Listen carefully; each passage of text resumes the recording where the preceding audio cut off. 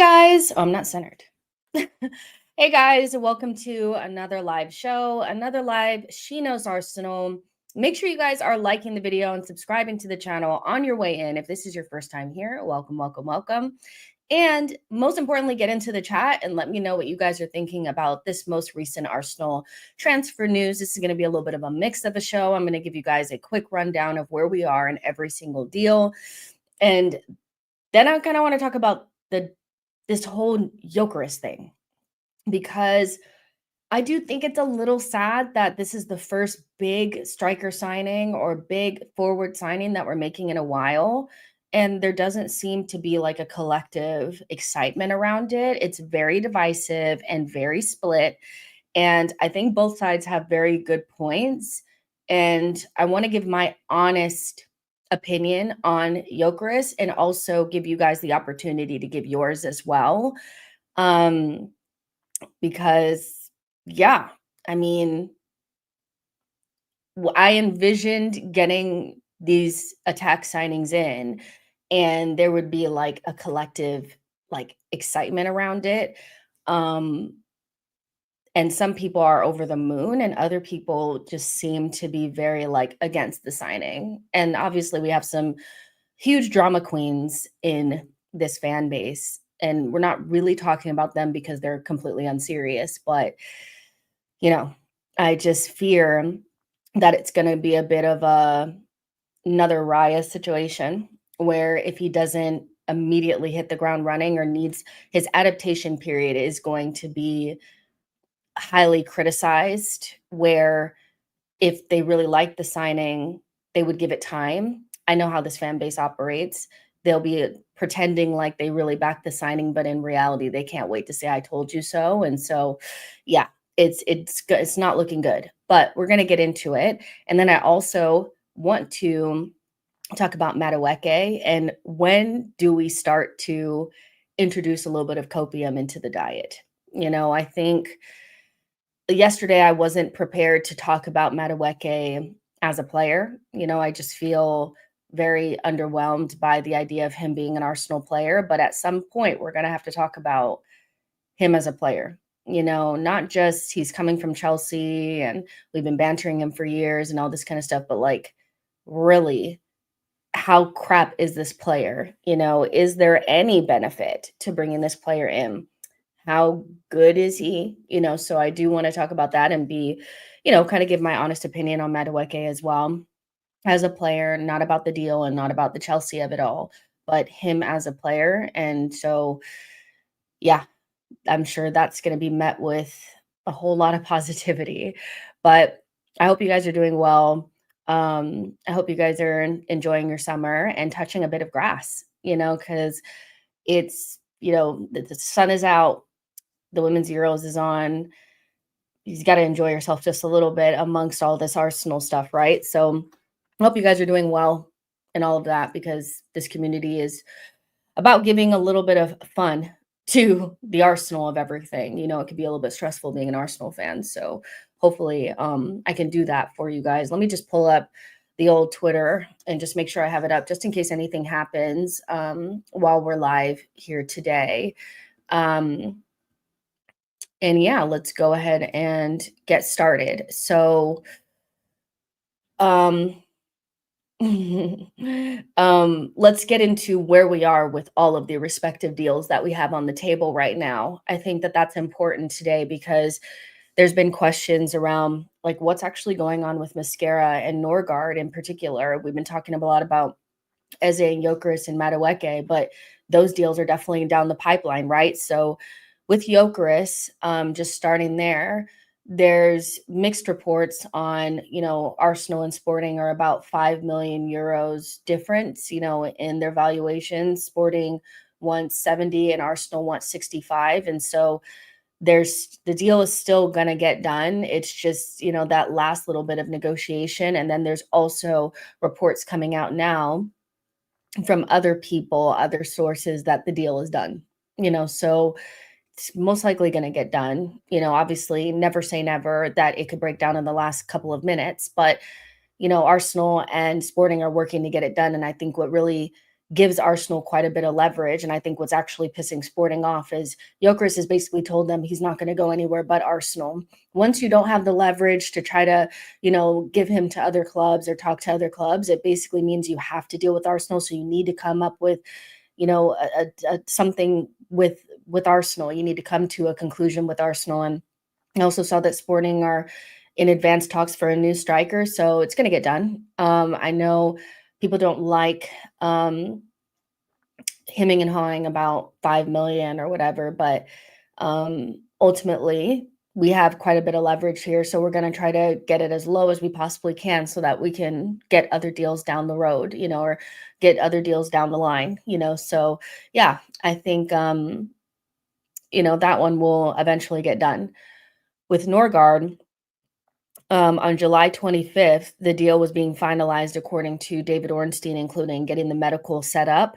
And then we also got a here we go from Fabrizio Romano. And then on July 2nd, 5 days ago, Fabrizio said the paperwork has been exchanged and Norgard should be in the squad. So essentially that deal is done. I think we're just waiting on the medical, or I don't really know what's going on.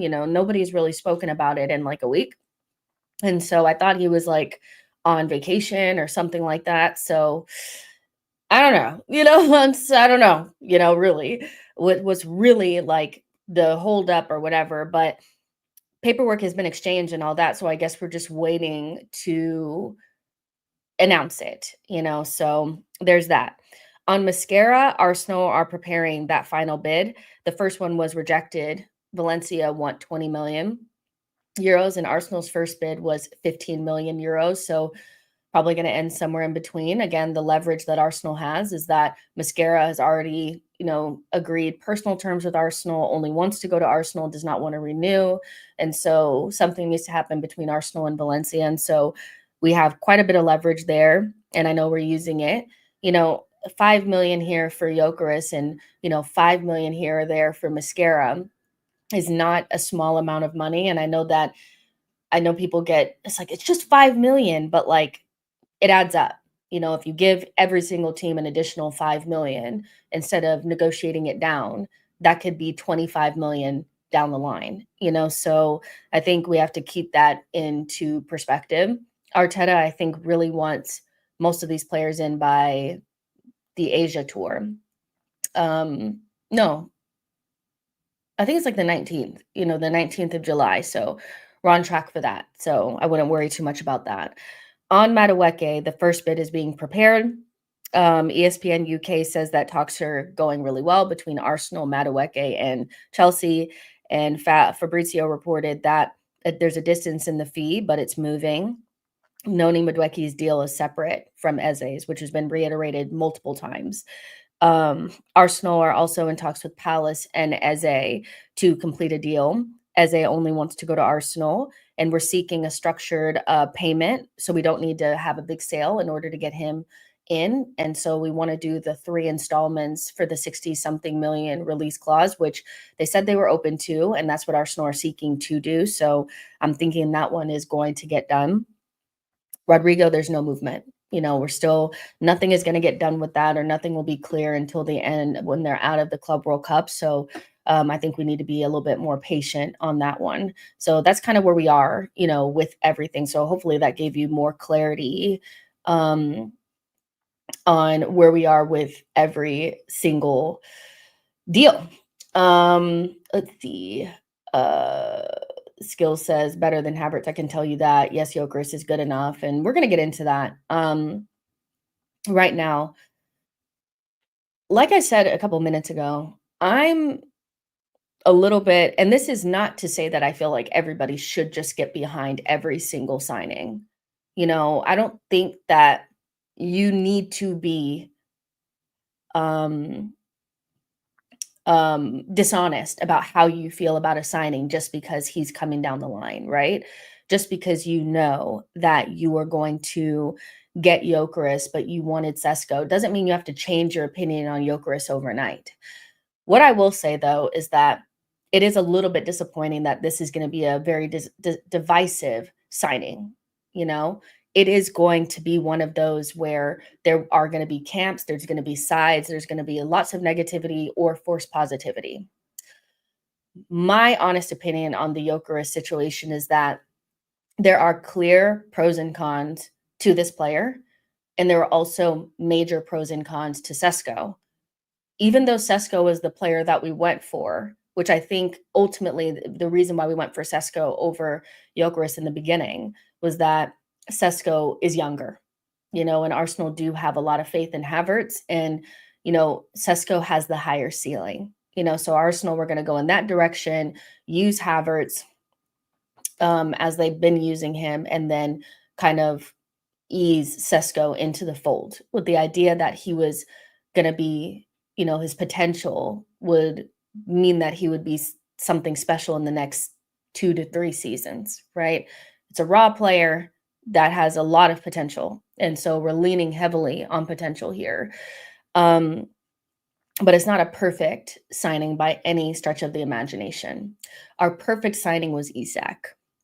Make no mistake about it. The number one choice over the last 2 seasons or last 2 summers was Isak. Arsenal were waiting to see whether or not Newcastle made it into top 4 and see if he would shake loose, but he didn't. So our next 2 options were Sesko and Gyökeres. So I need people to be honest about it's not that Sesko is the number 1 option and that's the one that Arteta wanted. They had 2 options that they were okay with going with, because the reality is if Arteta was not happy with Gyökeres at all and he doesn't want the player, we would not be getting him.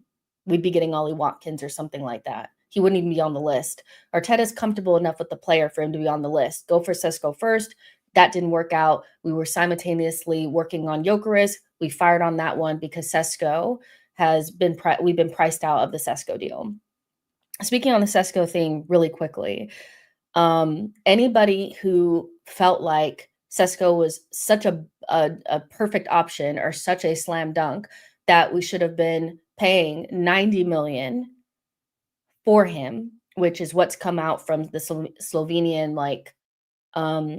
media this morning, is that they feel like his valuation is 90 million. You are smoking crack. There is no way that any Arsenal fan, no matter how much they like Sesko, should be advocating for Arsenal to bend over and give RB Leipzig 90 million for Sesko. And this is coming from somebody that really rates Sesko. He would have been the option I would have went for first as well. I agree with the fact that, or the idea that Sesko could become something really special in the future, but we are very much so heavily banking on potential here. There is nothing that he's done up until this point, not the 100 goals that he scored as a 21-year-old, none of that justifies a 90-something million, price tag. And it's prohibitive to the rest of our window. You buy Sesko, you're not talking about Rodrigos and Eze's and shit. You're talking about that's all you're getting. So you're talking about buying somebody raw, that, kind of unproven, that is all about the potential and what we think he will be for 90 million. Anybody advocating for that, I just feel like is delusional. It makes no sense. The 60 million that we were looking for makes a lot more sense for a player of his level. He is not as refined as Ekitike, who's a player that I like, but I don't think fit us as well. I think he's more of a tall Jesus. If we're trying to get a traditional 9, Ekitike doesn't really work for that. But Ekitike is in the same league, is more refined, and is going for like 80 something. The Sesko kind of 60 something, 60 to 70 million makes a lot more sense than 90. Let's be honest. So anybody advocating for that, I feel like, is just advocating for just get Sesko, like, oh, he's the potential. Like, come on. I get that there's fears of this becoming another Isak, but the reality is 90 million is ridiculous. Just doesn't make any sense for us at all in a window where we need to get at least 5 signings, signings that actually change us, and make us better, So I just want to put that out there, that as much as I like Sesko, the price is prohibitive and ridiculous, and we shouldn't be bending over, at all whatsoever. Going back to Gyökeres, There are clear pros and cons of this player. I'm not like somebody that's going to sit here and just say, well, he banged in, 100 goals in Portugal, so it's just going to translate, or it's just that simple. I've said multiple times that I do think that we're going to have to change or tweak things to get the best out of this player, and that there is something in the back of my mind that's a little bit worried about the level of the Portuguese league and how that's going to translate to the Prem. That being said, I don't think the drop off will be anywhere near the catastrophizing that people have done. He's only going to score 10 goals. He's not going to be able to to take Havertz's spot. That those types of things. The project is over if we buy him. It's all done. Oh my gosh, it's the worst thing ever. I don't think it's that. I think what we're actually talking about is it going to be the case that he's going to be more of is he going to be one of the best strikers in the league, giving us 20, 25 goals in the season? Or is he going to be more of like a 15 goals? Are we talking about Isak numbers? Or are we talking about Ollie Watkins numbers? What are we talking about here? And that there's no way Gyokeres is coming to Arsenal and scoring less than Havertz in the 9. There's no way Victor Gyokeres is coming to Arsenal and scoring less goals than Havertz at the 9. So he's not scoring less than Marino. He's not scoring less than Eddie and Nketiah. He's not scoring less than Jesus. But is it around 15 or is it around 20, 25? I think that's what we're actually talking about here. And for a fan base, especially because the main people that are so against the Gyokeres signing are devout followers of Mikel Arteta, for them to almost discount the idea that Mikel is also pushing for the signing. So either you're saying that Mikel and the club in its entirety are making a mistake, or you believe that Mikel can get the best out of this player. This is Mikel signing. This will go down as a Mikel signing. And this is why I also want to make sure that we're not being disingenuous here, because what I fear is happening is if we don't win anything, they will blame the Gyokeres signing and blame it on Berta, when in fact, Ornstein has said that Arteta's pushing for it to get done. He would not be on the list.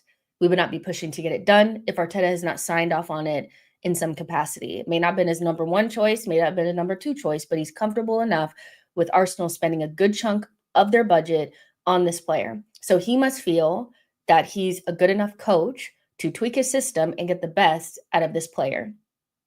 There's not going to be any excuses. There's no way we're going to be able to, flip this around on a 180 and make it seem as though Berta set Mikel up for failure. He has to feel like he can get the best out of this player. And if you are a devout Mikel Arteta defender, you should also feel like Mikel can get the best out of this player.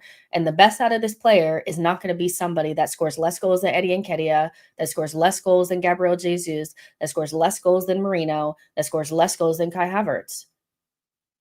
What we're talking about is it 15 goals or is it 25? What is it going to be? And I feel like there's such a dramatic, divisive, binary way of thinking about this that he's either going to bang or flop. I think it's actually more of a 10-goal split. Is he going to be more of an Ollie Watkins or is he going to be more of an Isak? What is the impact going to be?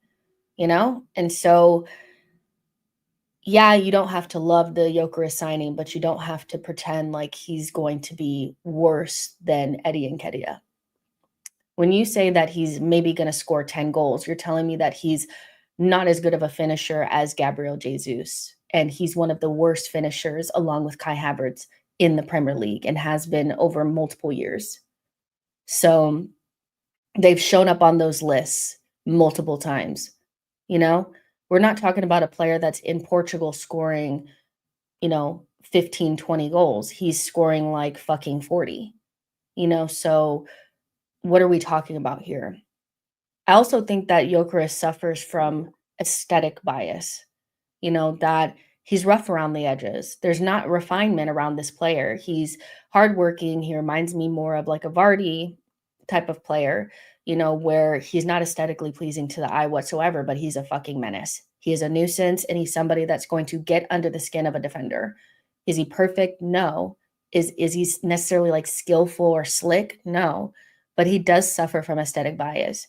Sesko looks much better on the eye, and so does Isak. Gyokeres is rough, you know? But does that really matter at this stage? I think Arteta has kind of shown us that he's not really worried about the aesthetics around a player. We're pretty hard to watch at times, but I think he's more concerned about efficiency. And so he's a player that can give us more efficiency in and around the box, somebody that's going to be able to take penalties consistently and well. He's somebody that's also going to add free kick, expertise because he scores from dead ball scenarios. And he's somebody that's going to help us on the press as well. And hopefully, with those high turnovers, our rate of being able to score when we press teams into mistakes will be a lot higher. Because I just don't see him missing sitters like Kai Havertz does. I don't see him missing the chance that, Kai missed against Man City or what he missed against Manchester United and Newcastle. And those are the differences between us winning or not. It's really about that extra 2 to 5% with Arsenal. And can he add that? Absolutely. But this whole he's just going to bomb and I'm just so worried he's only going to score 10 goals feels very, very, very disingenuous and icky.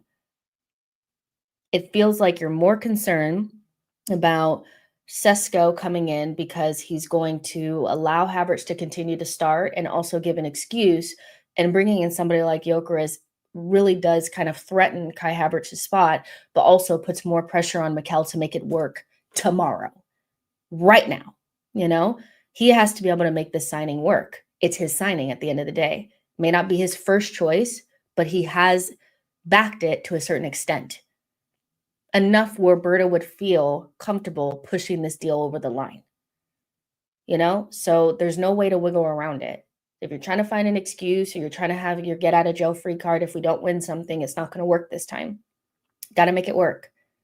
A player that scored 40 goals or something like that in Portugal is a player that we should feel confident is going to score between 15 to 20 goals in our system for Arsenal Football Club, one of the best teams in the Prem, by the way. So it's just,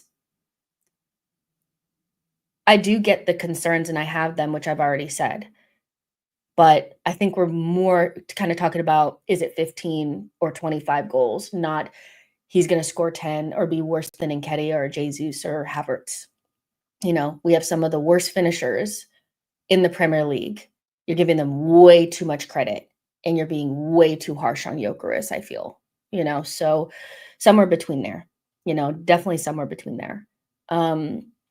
Is he the answer long term? No, as well. I feel like everything about what Arsenal is and has been since Mikel has come in has been about the future. And there's been a true lack of well, what are we going to do this season? Where's the pressure on this season? And I feel like we're always looking at the next couple of years. And I don't think that's necessarily a problem when it's mixed in with win now situations. And I think we're definitely in a win now scenario. Thinking about how Gyokeres is going to impact us beyond this season, I don't feel like it's as big of a deal as people are making it out to seem. If you spend 56 million fixed fee on Gyokeres, that is not prohibitive going forward. If he's somebody that, gets us a good amount of goals and, helps us win things or get us in the door or whatever, that's not a bad thing at all. And that fee is not prohibitive for us moving forward. What is prohibitive is having a player that, is being replaced by Gyokeres, is being replaced by Eze, is also, not going to be able to get into those 10 positions over Odegaard or, the 8 position for Rice, and is our highest earner. That's how you're going to open up the door again to go for a Sesko-like player in the next 1 to 2 seasons, in the next 12 to 24 months, is moving Kai Havertz on. Gyokeres is not going to stop you from doing that. Not if the club is smart enough to just move Kai Havertz on. That opens up that spot again. Then you have your Ollie Watkins, John Duran split, which I personally think is the direction we need to be moving into.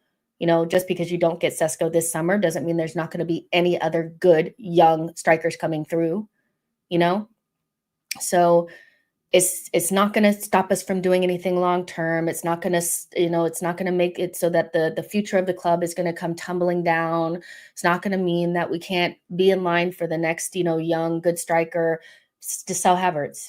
2 years left on his deal after this summer, been replaced by multiple players. His role should be very small moving forward. So I'm not quite getting this whole like it's gonna end us. It's the end of the world. It's not, but if we don't win anything this season and, Gyökeres came in, but he scored, 15, 20 goals, that's really not going to be because we didn't get Sesko, because there's no world where Sesko is going to be scoring 25 goals this season either, so it's really about next season, and I do think that Gyökeres could give us enough of a boost, that extra 2 to 5% to get us over the line, because that's pretty much where we're at. But the way people are thinking about it and the way it's being framed right now is very much so Gyökeres bad, Sesko good. Gyökeres shit, Sesko amazing. And when you're banking on a player's potential, and that's pretty much all you have to go on is this future potential, that's not really anything you can wager up against somebody that's scoring 40 goals in another league. It's just hypothetical. And Sesko's a very good player that I really wanted at the club, but I would never, ever, ever advocate for Arsenal to bend over, and spend like 20 to 30 million over their valuation for a player who we're basically talking about his potential, right? And so, yeah, I'd love to know what you guys are thinking, because it feels there's no nuance, it's just very binary, and I fear for Gyökeres and his adaptation period is going to be used against him, where he should be given the same amount of grace as anybody else that comes to Arsenal from another league. And you only get grace if you're liked by a certain section of the fan base. Havertz got a lot of grace by the same section of fans that are hating on Gyökeres. And I'm like, if you can sit up there and do your think pieces on how Havertz is doing well and we should give him time and he's learning the system, you damn sure can do it for Gyökeres.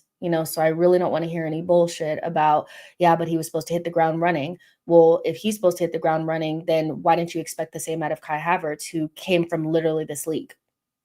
So let's be honest. Everybody should get a certain amount of time to adapt to the league. Even a 27-year-old, like he's going to need at least a month or so to figure out how we play and all that kind of stuff. That's why it's important to get the deal done early, but it's going to be a Raya, it's going to be a Raya Ramsdale. It's going to be a Raya Ramsdale. It's going to be all out war on that timeline. And I'm putting my flag in the sand right now. I don't think Gyökeres is going to flop at Arsenal. I think there's a chance that, of course, the goals will not all translate, but I just cannot see a world where he's worse than what we've had.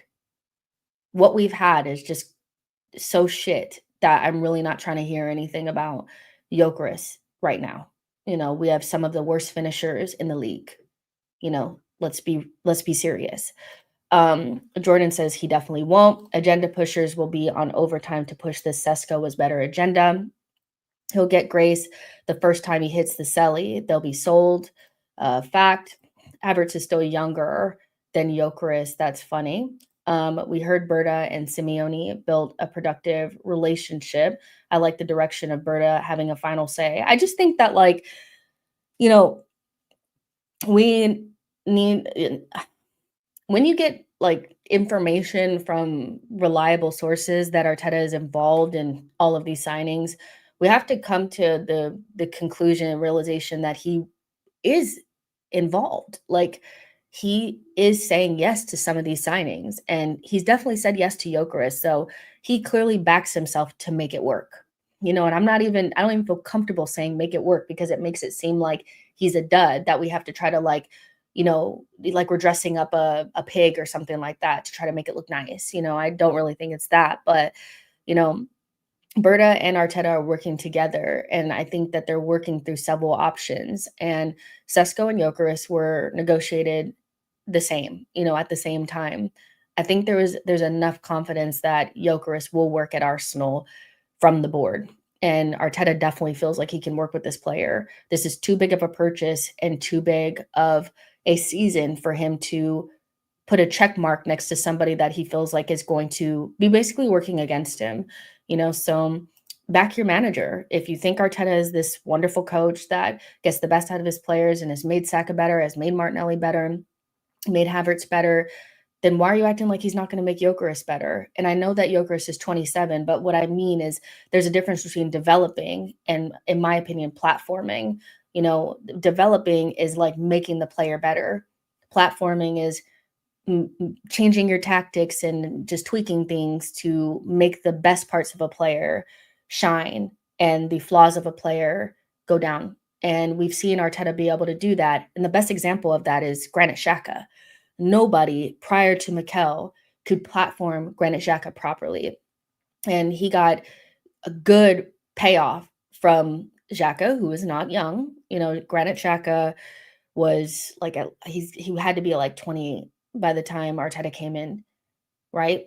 And he was able to limit Xhaka's flaws and make his best bits better. What he's really good at shine. And so this whole idea that, yeah, but he's not going to be able to develop Gyokeres. He doesn't have to develop Gyokeres. He has to platform him properly. Arteta needs to get that right. And I think he backs himself to do it. So why don't you? Look at the language used by fans when talking about Sesko and Gyokeres. You think Gyokeres is from French League 2. Odegaard and Saka about to break assist records this season.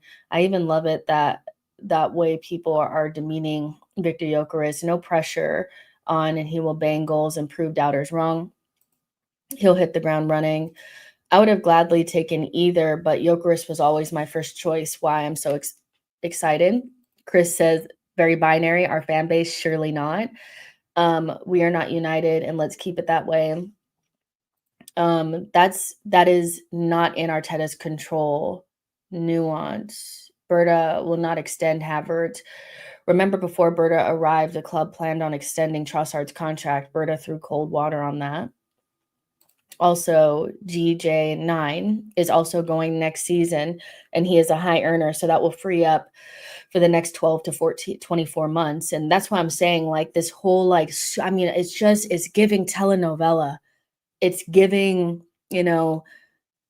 theater, the way that people are pretending like this particular signing is going to cripple said project. First of all, we're no longer in project mode, so we need to start winning things. And we also have to put pressure on the club to fail fast. If things do not work with Gyokeres, why not? Why can't you still buy a striker next summer? We buy defender after defender after defender after defender after defender. Buying Calafiori has not prohibited us from buying Mascara. Buying Declan Rice has not stopped us from buying Zubamendi. So why would buying Gyokeres stop us from buying another striker? You're going to lose Gabriel Jesus probably within the next 12 months or so. Kai Havertz within the next 2.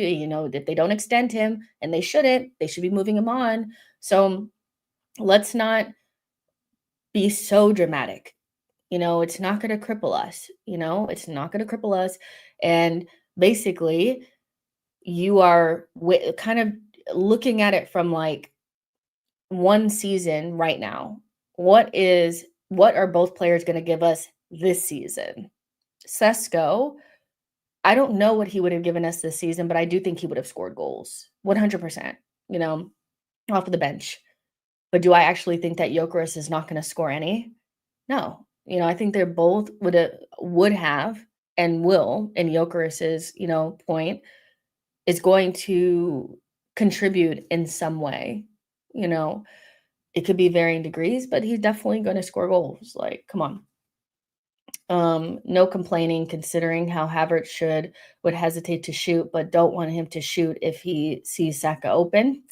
They'll be terrified of him. Personally, we'll just missing a better manager as the final piece, in my opinion.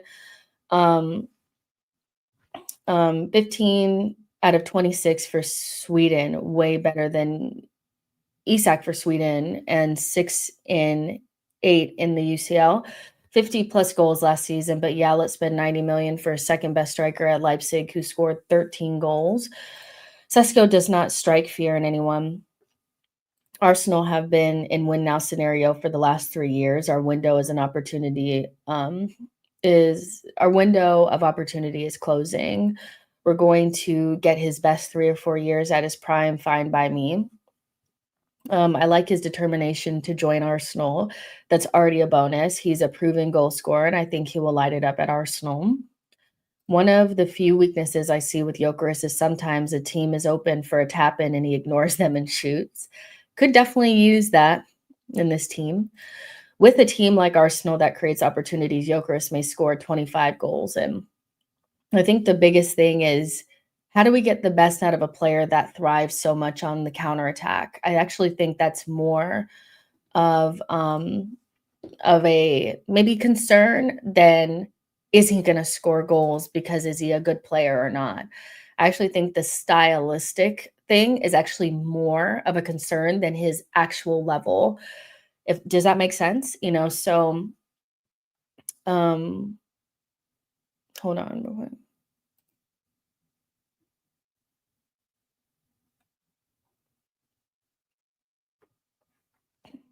I'm just checking to see if anything has come out, because you guys are saying it has. Um Arsenal sporting director Andrea Berta has been in Portugal for face-to-face talks with Sporting Lisbon over Victor Gyokeres. Berta flew to Lisbon towards the end of a development indicative, sorry, of desire to wrap up a deal quickly. Um, so, it's gonna get done soon. But yeah, I actually think there is probably more of like a concern for me about how Arteta utilizes him and how we utilize this transition threat to the best of our ability. And I think one of our biggest areas of improvement is not only how we do on counterattacks, but how we capitalize on our high pressing. I think I saw a stat that said both Odegaard and Victor Gyokeres win the ball back more than anyone else um, ever. They're both top 2 on that list. And what we do know is that Arsenal have an incredible press. We have one of the best pressing systems in the world. One of the things that I feel like we could really work on and get better on with Gyökeres is changing those high pressures to shots ratio better for us, making that percentage a lot higher. The percentage of shots that we get from those high pressures is very low. And so the amount of times that we win the ball off of the other team or press them into mistakes and those become goals is incredibly low. And I think that's actually going to be a way that Gyökeres is going to help us. Is he's a much better finisher than anybody else we have. And he's going to help us win the ball back. And when we do win it back, we're going to capitalize on that. I think that's really useful. Where he may struggle a little bit or where we may need to modify things is when we're playing up against these deep blocks. I don't know what that's going to look like because he doesn't play against deep blocks very often. So that's going to be something that we'll all learn together. How is he going to help us in those scenarios, He will thrive simply because of how good our press is. Amount of turnovers we create and fail to convert is crazy. He will definitely score those missed chances. I think the system thing isn't as big as people make it, as long as we get him in good position. He's clinical enough to score. Let's be honest, we expected this whether we signed Sesko or Gyökeres because the fan base is split. What happened to support the player when they sign him and give them a chance unless otherwise? And I think there's just going to be a section of fans that are going to pretend like they're backing the signing, but they're going to be incredibly negative. Like, to me, it's just like, it's just so obvious, So we just need to I'm not going to say like you just need to say that it's a good signing or not. I just think that we need to be open to the idea that it can go either way. And a signing is probably more likely to settle in and be better if the fans are nice, or at least open to the idea that they could be wrong, and I think our fan base has a really hard time being wrong, so um let's see. Like, if he doesn't do well, I'll be devastated, but I won't pretend like, I always thought that he would fail. That's just not how I'm gonna operate, David Ornstein says Arsenal are interested in signing Madueke as they've been looking for a backup for Bukayo Saka for a long time. He can also play on the left-hand side. Personal terms have been agreed, and they need to reach an agreement between clubs, but no contacts have been made yet. Noni Madueke is excited about this move. I'm glad you're excited, buddy, because we are not. You know? Um, so crazy. Um, so crazy. Um, but confirmation that he's gonna be playing as a backup to Saka. I'm just going to fucking ignore BS from our own fan base. We should be used to it by now. I think he will score at least 20 goals. Get Kudus, Yildiz, Malik, Fofana, Rodrigo Eze, in a secure Winieri, and Gucci. We're definitely getting Madueke. Apparently, Arsenal didn't talk to Chelsea about Noni in a podcast. Noni wants to be in a functional team. Jess, what do you think Mikel or Berta would tell Noni to persuade him? We'll get into the Madueke of it all in a second. I just want to wrap up this Gyokeres thing. Jess, Man United fans are pissed. We have Man United first game of the season. If we signed all of our targets, the negative fans are going to turn on Arteta as their main target, especially when we lose games. Can I be honest? Unless we win things, there's going to be negativity, period. So at the end of the day, no matter who we sign or what goes on, there's going to be bitching and moaning and complaining until we win things. And that's just the reality. And there's going to be even more negativity and vitriol and, stuff going on, especially this summer, this season, if we don't win anything. And I just think that's just a reality that needs to be, accepted. And I think when it comes to the players, we should be open, to the players, but can't control anybody. And if we get all of our targets, it's still going to be negativity. It's just we need to win things. A trophy will quell so much of this. So I can't wait for it to be over. Because it's just long. As long as we get Eze and Rodrigo, ignore Madueke, I'm calm. Gyokeres will score goals. We got Marino to score. A bona fide striker will score. The only signing where I'm okay to be negative for before he plays is Madueke. Brendan says if Marino could play 9, I don't think we should worry about Gyokeres. And, um, I just think that we owe it to ourselves and owe it to him to, especially for a player for Gyokeres, who's basically, doing everything he can to make the move, to give him an honest chance of adapting and playing for Arsenal without, this, I told you so, I told you it was shit. It's just, you should have learned your lesson from Raya. Raya and it is leagues ahead of Ramsdale, but people were backing Ramsdale because he's a nice guy and shit. Like, it was just, I don't get it. Dale says Sporting 60% possession. Does that mean they face more low blocks than we think, or do Portugal teams just not use low blocks? I think it's just nothing like he will have seen in Portugal.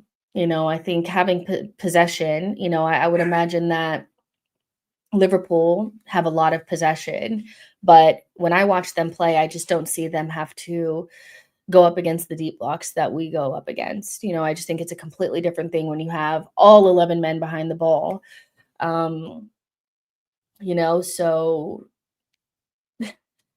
we'll just have to see, how it goes. But when we're playing up against deep blocks, it's not like I think we're getting it to Kai and Kai's doing anything amazing or intricate. I actually think, our best player or our best striker when we would play against deep blocks was actually Gabriel Jesus.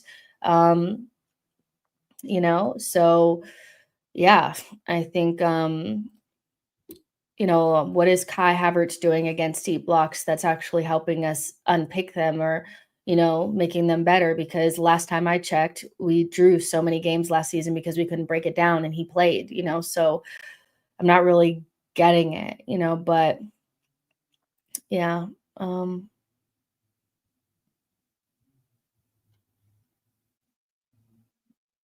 yeah. So, um, Gyokeres has moved mountains to get here. He deserved a hero's welcome. I hope he rips up the league. We need some chaos. The best teams in the league face low blocks. Nunez tore up Portugal. Now he's a bum. They do play low blocks, just that the players in that aren't that great, which makes sense. Um, just do we actually think Madueke is a bad player or just a bad fit or weird choice? I will definitely come back to that. What do you think of Norgard versus someone like the DMs of Wolves, especially the one that got sent off against us? Um, I don't know because I don't. Who are we talking about? Who got sent off against us? I don't really remember. But um, Norgard is just a wait and see. He's basically signed, so comparing him to other players, I feel like is almost like at this stage, he's here. Wolves, I don't know who this player is, who actually got sent off against us. So yeah. Andreas something. Yeah, I don't really know. I don't really have a thought on that if I'm honest. Um Problem Arsenal have is now to create enough chances for Gyökeres, and that goes for any striker who's signed by Arsenal. Hopefully we get a Gyökeres, here we go, this evening. I'm really surprised at the Madueke news. I'm pretty sure Maresca has called him out for his work ethic attitude, which sounds anti-Arteta. So let's get into it. Make sure you guys are liking the video and subscribing to the channel. Let's get into it. The Madueke of it all. Um, so difficult with this one. Um, because I'm really struggling to get beyond this whole he's this whole like he was a Chelsea player. He's a Chelsea player. Like I just cannot get over it. Um so where do we go from here? And I know that, Ornstein is saying that we haven't made contact, but the reality is we want him. You know, I don't know, it's like we can hope all we want, but it's very rare that we agree the personal terms with a player and we just walk away, So I'm going to speak about this um with the idea that he's coming. So hard to get over the fact that we're still giving Chelsea money. And I think that's my main thing with him. I actually don't think he's a bad player. He's somebody that I actually liked when he played in the Netherlands. He's actually a player that I thought, I'm like, why don't Arsenal like take a punt on a player like this? So I don't want to say that I never thought he was a good player. Have I been impressed with him at Chelsea? No. But have I been impressed by any of their attackers? If I'm honest, no. I think like Pedro Neto looked really good at Wolves, has been very hit or miss for Chelsea. Like what's his name? Nico Jackson, really rate him. Mudryk looks shit there. So it's like they haven't really had very many attackers that have banged, so I want to give them the benefit of the doubt, in that. When I say attackers, I mean like people that play in the front line. You guys know what I mean. Palmer is like a number 10. I'm talking about their forwards because Madueke is a forward. But I haven't really been impressed with anyone else, to be honest, so I want to be honest about that. But is this a player that's going to make us better? Is he better than Sterling? Yes. He is definitely better than Sterling in the shape that Sterling is right now. And that's the position he's going to be taking up. Does he have the ability to maybe get better or be coached up at 23? Probably. Does he add some 1v1 ability? Yes. But is he somebody that I want starting? No. If he ends up for some reason being the starter on the left, I would be really disappointed. I just don't think that he's somebody that necessarily is like the marquee signing on the left that we're looking for. As a backup to Saka, is probably just about okay. It's not interesting or exciting or anything like that, but do I think that he would be a bum behind Saka? No. I just think that he's not a player that can be the starter, and if he ends up being the starter, then it's a fail. But is he better than Sterling as a backup for Saka, and do we absolutely need somebody to back up Saka? Yes. It's just so hard to get over the Chelsea, of it all. That is so hard to take. And depending on the fee, it's just wild. Do I actually think that he's going to come in for 50 million? No. Just like I never thought for a single second that we were going to spend 90 something million on Sesko. You know, I don't think we're going to pay the 50 million for him. I don't think Berto will do it. Edu probably would have done it, but I don't think Berto will do it. It just depends, on what the fee is and is he actually the backup and that kind of stuff. Him as the backup is fine. But him as a starter is a no, for me. People are using the 65 million for Havertz. That was Edu. If Edu is, if Berta showed you anything in this window is that he's not just paying anything, for anybody. So we're probably not going to pay the 50. Let's be real. But he's definitely not a bad player. He's just not anything special. He definitely is somebody that requires coaching. One of the things about Madueke that I really struggle with is his final action. He can twist players up and get into good positions, but the cutback or the shot is usually not that great, so he definitely needs work there. He's nowhere near as good as Saka, that's for sure. He's definitely the backup. So if he was not a Chelsea player, I think we would look at a player 23 years old at that talent level a lot differently. But because he's a Chelsea player, it's so hard to see. It is what it is. He would be a backup. Would he do better than Sterling? Yes. Is that a low bar? Yeah. That's kind of where I am with that. Let's see what you guys are saying. What he is potential hindrance to us to get players that we need. I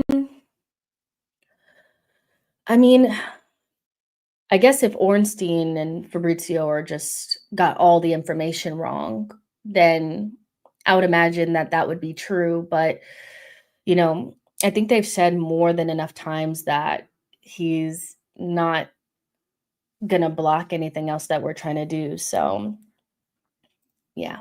And the fact that Chelsea need to make 60 million and we would be funding it pains me. And I think that's mostly what it is. I feel like we need to be super kind of clear on that, that he is not really about, I don't think it's that much about the player. I'm going to keep it a buck. I think it's funding Chelsea, constantly giving them money for their leftovers. That's more than what it is, So also the perceived attitude issues is also another thing. Big says he's got attitude issues, can't shoot, can't pass, is extremely inconsistent. I think it's that as well. Doesn't he have attitude issues? Why would Arteta want somebody that has attitude problems, right? So, I don't really know the truth about that. We've seen in the past that, people, it's like if you say Aubameyang had an attitude problem, there's enough Arsenal fans to say that it's not true. You don't know. We weren't there.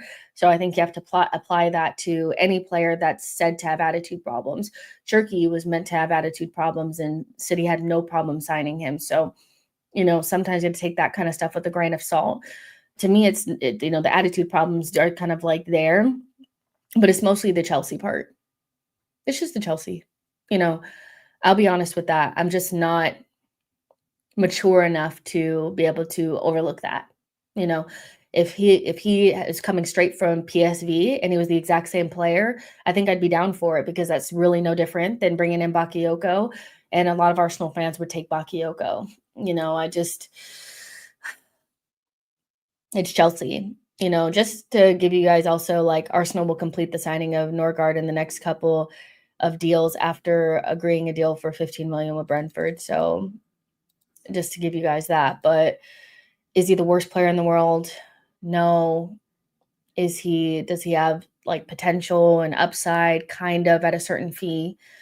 Is he definitely a decent backup for Saka? Yes. The biggest thing is he's a Chelsea player. That's it. Rodrigo is hyped because he plays for Real Madrid. No, he's not hyped because he plays for Real Madrid. He's hyped because he's actually a really good player. Let's not get, let's set Rodrigo aside. I'm so sorry. I've like anybody who really does not think that Rodrigo is like good enough for Arsenal or won't make us better. I think you're coping, or I don't know what it is, but trying to make, because maybe we don't think you don't think we're gonna get him, but you think we're gonna get Madueke, so you want to prop up Madueke. There's no reason to be disingenuous. There's no world in which Madueke is some star and Rodrigo is some bum. There's a reason why Rodrigo plays for Real Madrid and why Madueke plays for Chelsea. So let's not get it mixed up. Over 200 watching, but only 87 likes. Please, let's get the likes up. We can do better. That's exactly what it is. I feel like Arsenal fans are very transparent. If they don't feel like we're going to get a player, it's like instantly the player is not good enough anymore. But as soon as it looks like we're going to sign him, they'll start changing their tune. Talking about Rodrigo and talking about Madueke is not so. Those players should not be in the same sentence in terms of one being good and one being not so great. So we're talking about the backup to Saka versus the marquee left wing signing. Those are two completely different things. So I want to be clear on that. But Madueke, for me, it's just he's the Chelsea player. We're giving them money. We're funding them getting better deals. Because I actually think what will happen is we will give Chelsea money and then they will go and spend that on Malik Fofana or try to hijack the Kudus deal. And I think that's what will send people over the edge. Let's see. What happens to the fact that he was not willing to play second fiddle to Saka? I think Hand of Arsenal had said that, and that he wasn't super keen on it, but Arteta could talk anybody into anything, so I feel like he's probably spoken to him about how he's going to be utilized, that he's going to get more minutes than he thinks he's going to get, and that there is a role for him to play on the left as well if he's willing to do this and that. There's no future for Madueke at Chelsea, so it's kind of, stay at Chelsea and get the Sterling treatment and be playing, with the under 21s, or go to Arsenal. I know what I'm going to fucking choose. The fact that we're having this convo about Madueke is sackable. Well, you know what? At this stage, to be honest with you guys, because I think there's a good possibility that he may come, I'm moving the conversation away from the shock of it all, because at this stage, like, we've already spoken about how much we do not want this player to come, you know? So, it's kind of like at this stage, you know, we talk about what the player is like and less about us not really wanting the player, you know? The thing that spoke to Madueke the most was dollar dollar bills, y'all. We have to move to the acceptance phase. I'm not telling you you have to, but I'm moving in that direction of like, okay, if he's a player for Arsenal, what is he going to bring? How bad of a player is he really? That kind of stuff, because it just is what it is. I really just, and I crashed out about Jorginho and also Havertz. So I think I'm crashed out, if that makes sense. Like, I don't know if there's much left. I have much left in me when it comes to the crash outs, so we shall see. But you guys know I hate, you guys are gonna see what my life is about too, because it's basically Love Island and Arsenal. But um I wanted to show you guys this to show like kind of where his strengths lie and shit like that. So just in case, you know, you don't know what kind of player he is. This is so crazy. I cannot believe that this is a reality that may actually be happening, but I'm trying to move forward. Okay, so um, this is a forward radar. Now, Kudus was the player that I originally really wanted to come in and be right wing backup and or another versatile attacker. I really like Kudus. I really do not like the idea of him going to Spuds, but we're kind of past that now. But this radar basically shows that like Kudus is good at taking people on, and he's good at creating shots. He's a player that I feel like he doesn't really fall into the winger category. I just think he's a forward. I think if you put him central or put him on the right wing or put him even in midfield at attacking mid, he's gonna create moments. Like, I don't think it's so much about like the position for him. I don't think he's a good left winger, and I think that's why he doesn't have a lot of minutes there. But in terms of anywhere central and right, he's going to make it shake. But he's not really somebody that's going to get you a lot of assists, and he's just more of somebody that's like a really good forward, and he's really good at taking people on centrally and out wide, and he's just a really good player. I really do like Kudus. I hate that he's probably going to end up at Spurs. What Madueke is good at is he has better movement in the box. He's a better shooter. He's a better creator, and he's a better carrier of the ball. So when you see things like this, what do you think? What do you think? I'm not necessarily saying that Kudus is shittier than Madueke or like Madueke is so much better, but they definitely have pluses and minuses and things that one is better than the other at. What do we actually need from right wing? You know, are we trying to replicate what Saka gives us, or do we want something way different? What this says to me is that Arsenal would prefer somebody that replicates what Saka gives us, and maybe that makes sense because Saka is somebody that our system is heavily reliant on those actions being repeated over and over, getting the ball to him taking somebody on, putting on an across, a cutback, or taking a shot. And so Noni Madueke's game is actually more similar to Saka's, but Kudus gives you something different, so I can kind of understand why you would go after a player like Madueke over Kudus. It's just, could we have not found this profile anywhere fucking else, Let's see, use that 40 million on Madueke to buy Rodrigo and Eze. We really don't need Madueke, and I'm hope he's purely a fail-safe option. I still think that I feel like we're still ignoring that Madueke is not being brought in over anyone or instead of anyone. He's being brought in as Saka backup, so it doesn't really have anything to do with Rodrigo. It really doesn't have anything to do with Eze either. 50 total isn't bad spread over 5 years. The main problem with Madueke deal is not even that he comes from Chelsea. He's just outright isn't needed. I disagree. I think we need a right wing. I think we need somebody that, gives us similar qualities to Saka at the right wing, because we saw that even though Ethan's progression was really good at right wing, that once people realized that, he didn't really have like the speed or anything to really get past his man, he was quite easy to like push out of the end line and just take the ball off of him. And so I do think we need a right wing. I think Ethan's progression and his future is actually in the middle, and he should be given way more minutes and way more trust in the position in which he's meant to be playing moving forward. Doesn't make sense to continue to shoehorn him at right wing when that's not his future. So to me, it makes sense to bring in a right wing. Would I prefer us to go to Lyon and take advantage of their financial problems and go get Malik Fofana?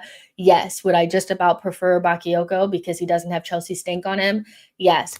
But I think that the player needs to be more similar to Saka, and the player does need to come in. I don't think Ethan, if Saka were to get injured, is somebody that we'd want to rely upon in that position for a long period of time. Because we kind of saw that towards the end of the season, it was like, okay, you can't get past his man like that, so, but he's really, really good and should be played in midfield. I want that to be made impossibly clear that, I'm not saying that Ethan cannot play there, was really bad there, or, should never play. He should be playing in his position.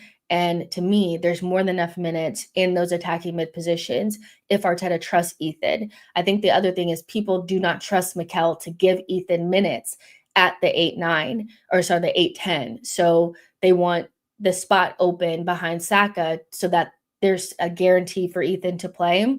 We should actually be more insistent on Ethan playing his natural position, and for his natural progression to be to start to take minutes off of Odegaard. If that Madueke signing happens, better believe we're protesting. You guys won't protest. You guys, come on. Nobody's going to protest. They will accept the signing. Like, come on. Malik Fofana, now that's a signing we should be looking at. Let's see. The club view Ethan as Odegaard's backup. They do. That's why I'm like, it makes sense that we're looking at a right wing if Ethan is supposed to be playing Odegaard's position or supposed to be integrated into that position, so to me, it makes sense. I just think they need to trust Ethan in that position a lot more. My Saka backup needs to be someone similar to Saka, in my opinion. Something different is nice, but I'd rather something different on left wing. West Ham are also less dominant than Chelsea, so the stats are skewed. Yeah, I kind of get that. I get that. But if he's good and we take him from Lyon as you suggest, then I don't care if he's from Chelsea personally. My only criteria is, does he improve us even as a backup to Saka? Should he get injured? I mean, let's be real. The backup is rarely ever just as good as the starter. That's just the truth.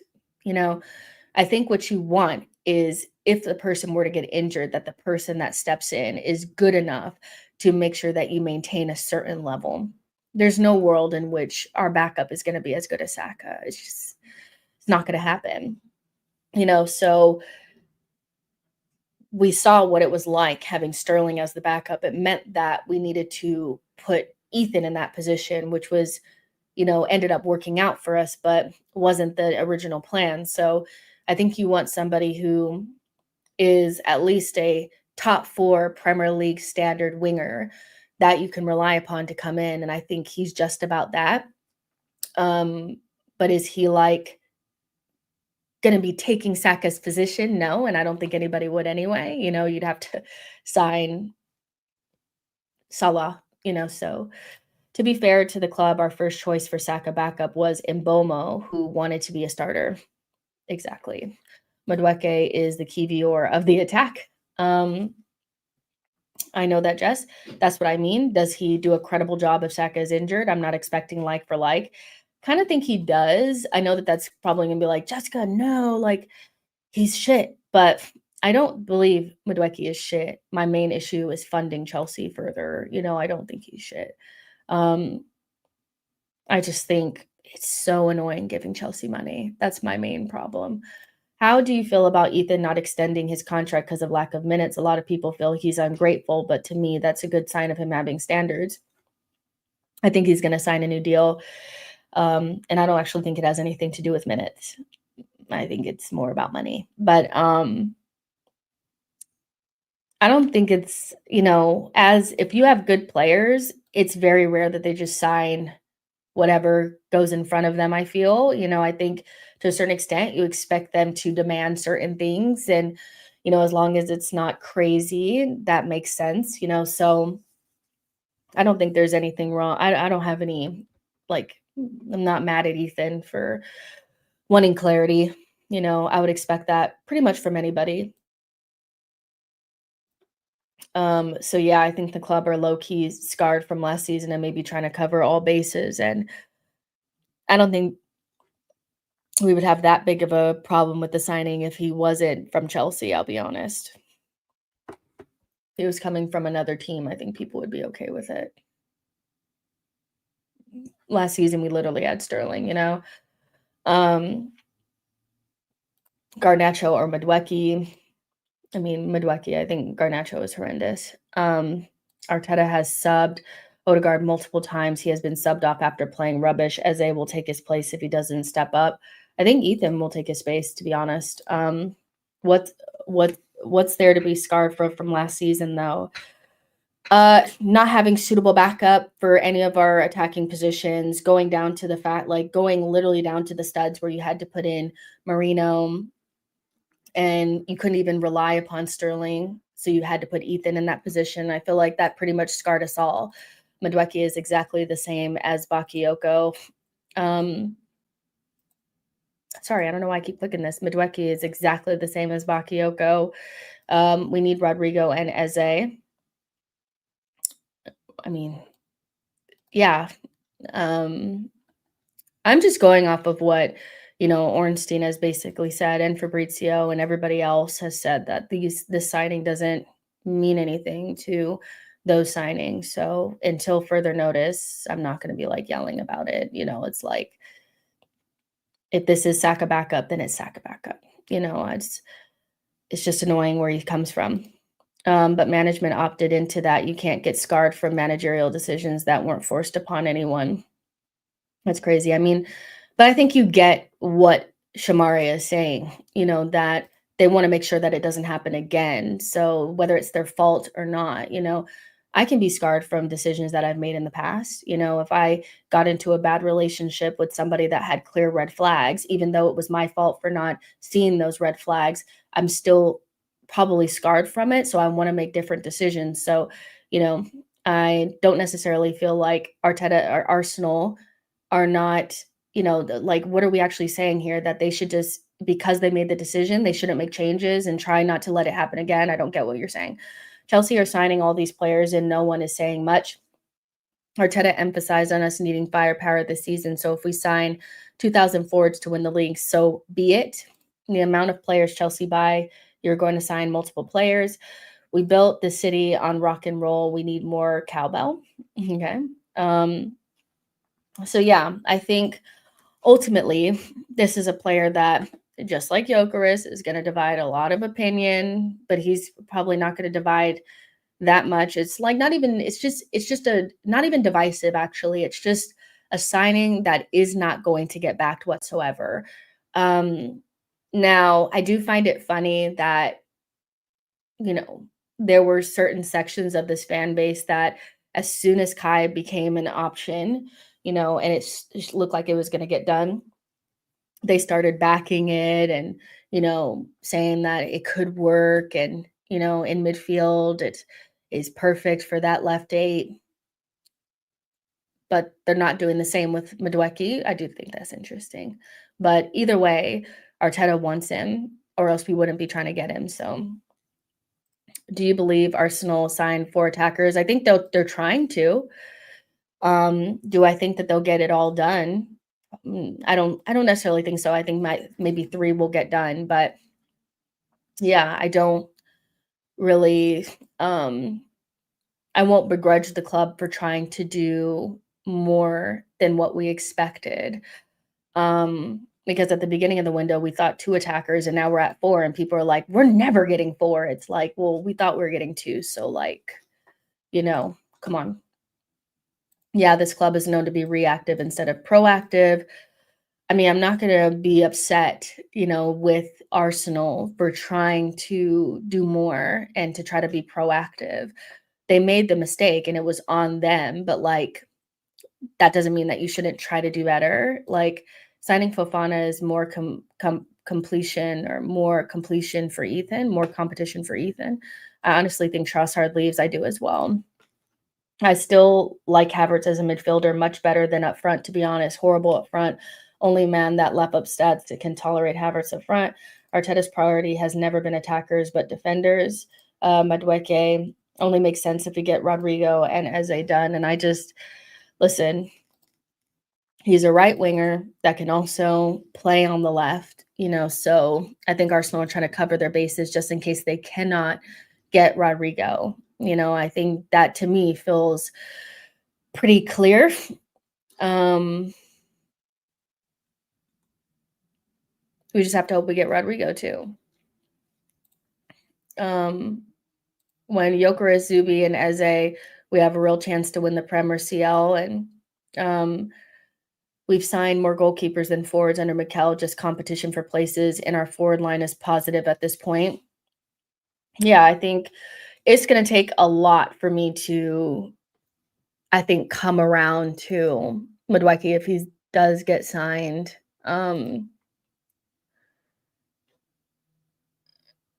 Because of the Chelsea of it all. It's so hard to get over. But at this point, like well-placed sources, like people that we trust, have said that they see him as the right wing. So I'm just going to trust that for now. Also understanding that like things can change. And so, yeah, Madueke is an England player. I get Chelsea angle, but we should be happy another international player is prepared to play as a backup because it would be great to sign Rodrigo and Eze. He would pick PSG over us any day of the year. I guess you're talking about Rodrigo.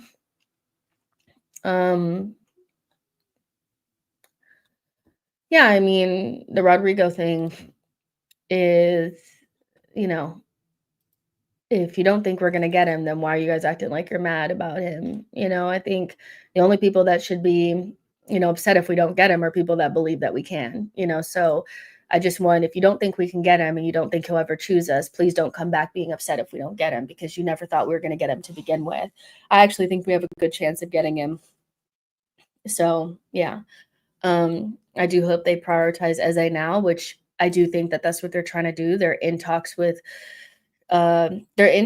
somebody, it's whether it's, from some people it's saying Eze, some people are saying it's Eze and Crystal Palace. We want to do the structured installments so that we don't have to pay the full fee. So we'll see. People are not mad about Rodrigo, but mad that Arteta does not prioritize attackers. I mean, what are we like? Are we living in the same planet? We are prioritizing attackers right now. We're literally in talks for Eze, Madueke, and Gyokeres. And the only reason why we're not putting in bids or trying to push forward this Rodrigo thing is because he hasn't decided to leave yet. And nothing will get done until the Club World Cup is finished. What are we talking about here? We're like one here we go away from getting Gyokeres done. So he hasn't prioritized them in the past. That is true. But like in this window, there's no indication that we're not going to get forwards or attackers in general. So I'm not really understanding this whole like, yeah, but we're not prioritizing attackers. It's like we're like in talks right now for 3. So I don't really get it. It may not be the people that you want, but they definitely are players that are meant to be kicking the ball in the back of the net. So yeah. David Ornstein said, inside Arsenal, there's massive admiration for Rodrigo in certain quarters. I don't know if that's universal. I don't know if that's developing. There has been suggestions that he's prioritizing Arsenal. I'm sure they'll be delighted. It's not like the clubs are talking to our knowledge. Maybe there's been some interaction with his camp, which is normal, similar to Anthony Gordon. He is a player that Arsenal like. So, yeah, it's like he hasn't decided to leave yet. I don't know what to tell you guys. Like, I just don't get it. Like, I'm like, the information has like been laid out right in front of us. We're in talks for 3 attackers, and people are like, but we're not prioritizing attack. Like, what? It's literally July 7th. I don't think I've ever seen Arsenal with so many deals in the works, cooking, also done. Like, essentially right now, you have what, 2 deals actually done? Like, done and announced, Subabindi and Kepa. Norgard pretty much done. Mascara in the works. Noni and Eze in the works. Gyokeres almost done on July 6th, 7th. So I don't get it. Like, I'm really trying to understand. Like, I understand not being excited about certain signings or certain players because they're not the players that you would want. But you can't say that Arsenal are not trying to get attackers right now. That's just not it. Um, I know it's not 100% that we'll get Rodrigo, but it's funny seeing rivals downplay Rodrigo to Arsenal by saying he won't leave. Now that he's linked to PSG, people are saying that he'll go to them. I'm just waiting. I'm just waiting to see, what happens with that one. Now there are rumors Xabi wants to play Endrick at right wing. I mean, he's definitely not a player that they're prioritizing or a player that they're particularly fussed whether he stays or not. It's just whether or not he actually decides to move. Jess Arteta has not just become Arsenal manager last year. He has so far brought 11 defenders and 12th is coming. That is not prioritizing attackers. I get that, Leo, but I said that. Like, he may not have prioritized them in the past, but you can't sit here on July 7th when we're in talks for 3 attackers and say he's not prioritizing attackers. He's doing it right now. So, like, it's just, I don't really know what you want him to do right now. I don't get it.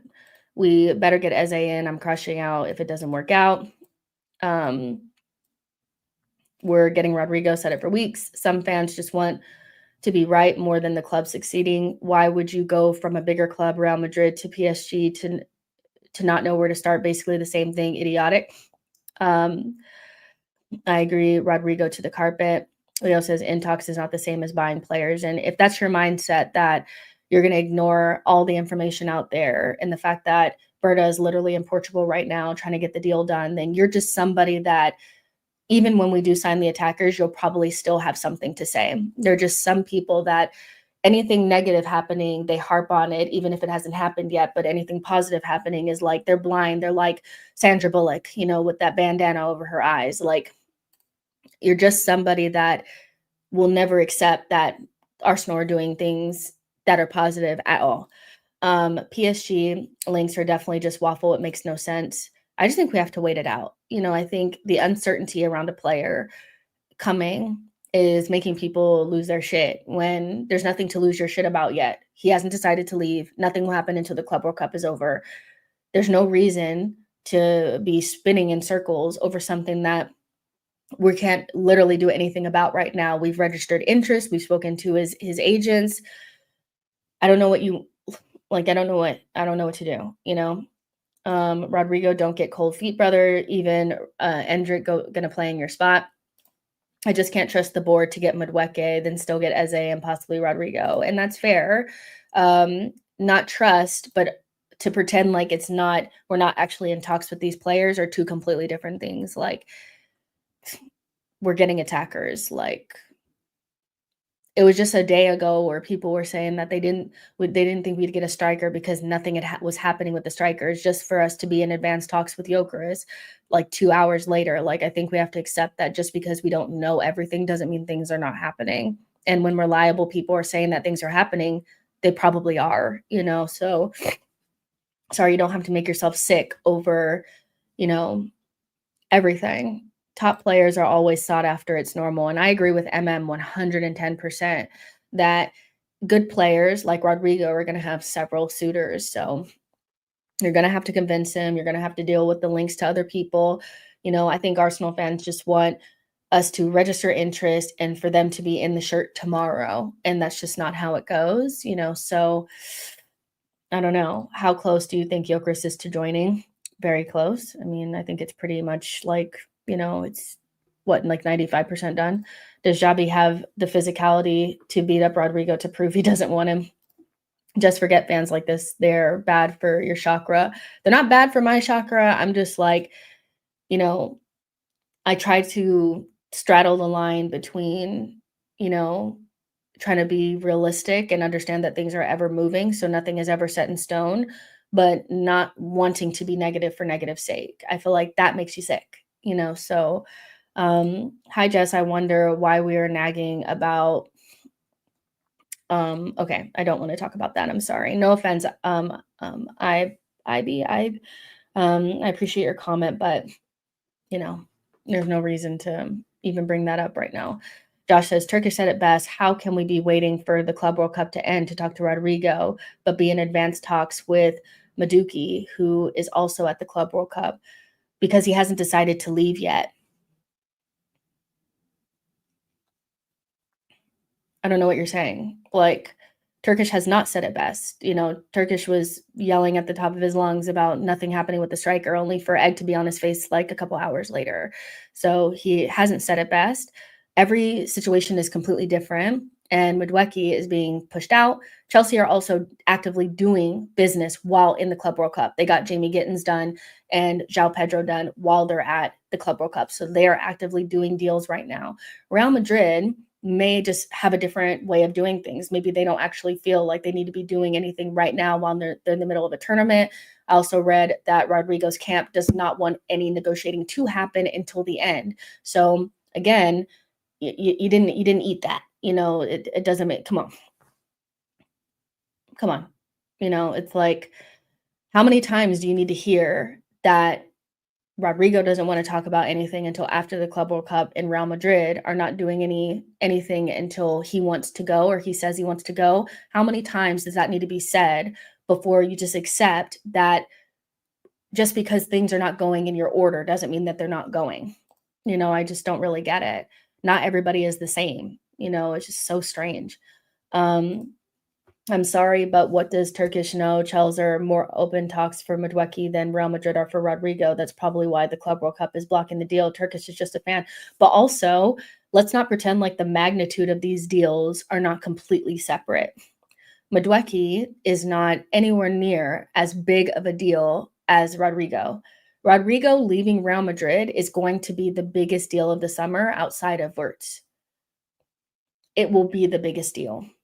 It's the biggest movement in the window for a player of that status. So moving Madueke, you know, and moving Rodrigo and him deciding to leave Real Madrid versus Madueke having to leave Chelsea are two completely different things. So it's just very weird. Like I'm finding that people are letting their anxiety kind of stop them from like using common sense, you know, and that's not to be like a bitch or anything like that. I'm just saying like common sense would tell you that both deals are not the same. They're not the same magnitude. You're not negotiating with the same club. You know, there's too much information about Rodrigo and what his situation is to pretend like, well, we're negotiating from Madueke and they're at the same tournament. It's not about the tournament that they're at. It's not about the fact that they're both wingers. It's not about the fact that they both breathe air. They're two completely different deals. So, you know, I don't really get it. I saw the reports. We didn't even start negotiating with Chelsea for Madueke. Arsenal just agreed personal terms with him. Rodrigo is a superstar of Pogba, Lukaku, Ozil, Bale. Big deals are always done towards the end of the window. And it's just not the same. You know, it's just not the same in any capacity whatsoever. It's not even on the same stratosphere. So, you know, it's like, put in a bid already. You can't put in a bid for a player right now that hasn't decided whether he wants to leave or not. Turkish is being disingenuous. Rodrigo ain't even sure what he's doing right now. Maybe Real Madrid don't know 100% what they're doing right now concerning Rodrigo. Wirtz was done at the start of the window, but it was two completely different things. Like, what I'm saying is that the magnitude of the deal is going to be at the same, it's going to be the same level as the Wirtz deal. Not that they're on the same time frame. Listen to what I'm saying. I'm not saying that it should be done at the same quickness or like, you know what I mean? Like Wirtz, it was done at the beginning of the window because that's just when the negotiation started. But the magnitude and the bigness of the deal are two completely different things. And until Rodrigo decides he wants to leave, which Wirtz was already decided he was going to leave, he was on the market when the window started. Rodrigo was not on the market when the window started. So And also Bayern were already in negotiations, and then things fell apart with them and Liverpool jumped on it. So again, it just feels very like we're trying to force something that doesn't need to be forced. Let's just use our common sense. We all know until he decides he wants to leave that nothing can be done. He needs to actually want to leave Real Madrid. So, what does Wirtz getting done at the beginning of the window have to do with where we are with Rodrigo? The only comparison that I made was the magnitude of those deals and the echelon of those players. Is that Madueke and Rodrigo is not similar, but Rodrigo and Wirtz is similar. Those are two completely different levels of deals. So Rodrigo hasn't decided he wants to leave. So why are we acting as if we already have him? Who's acting as if we already have him? Who's acting as if we already have him?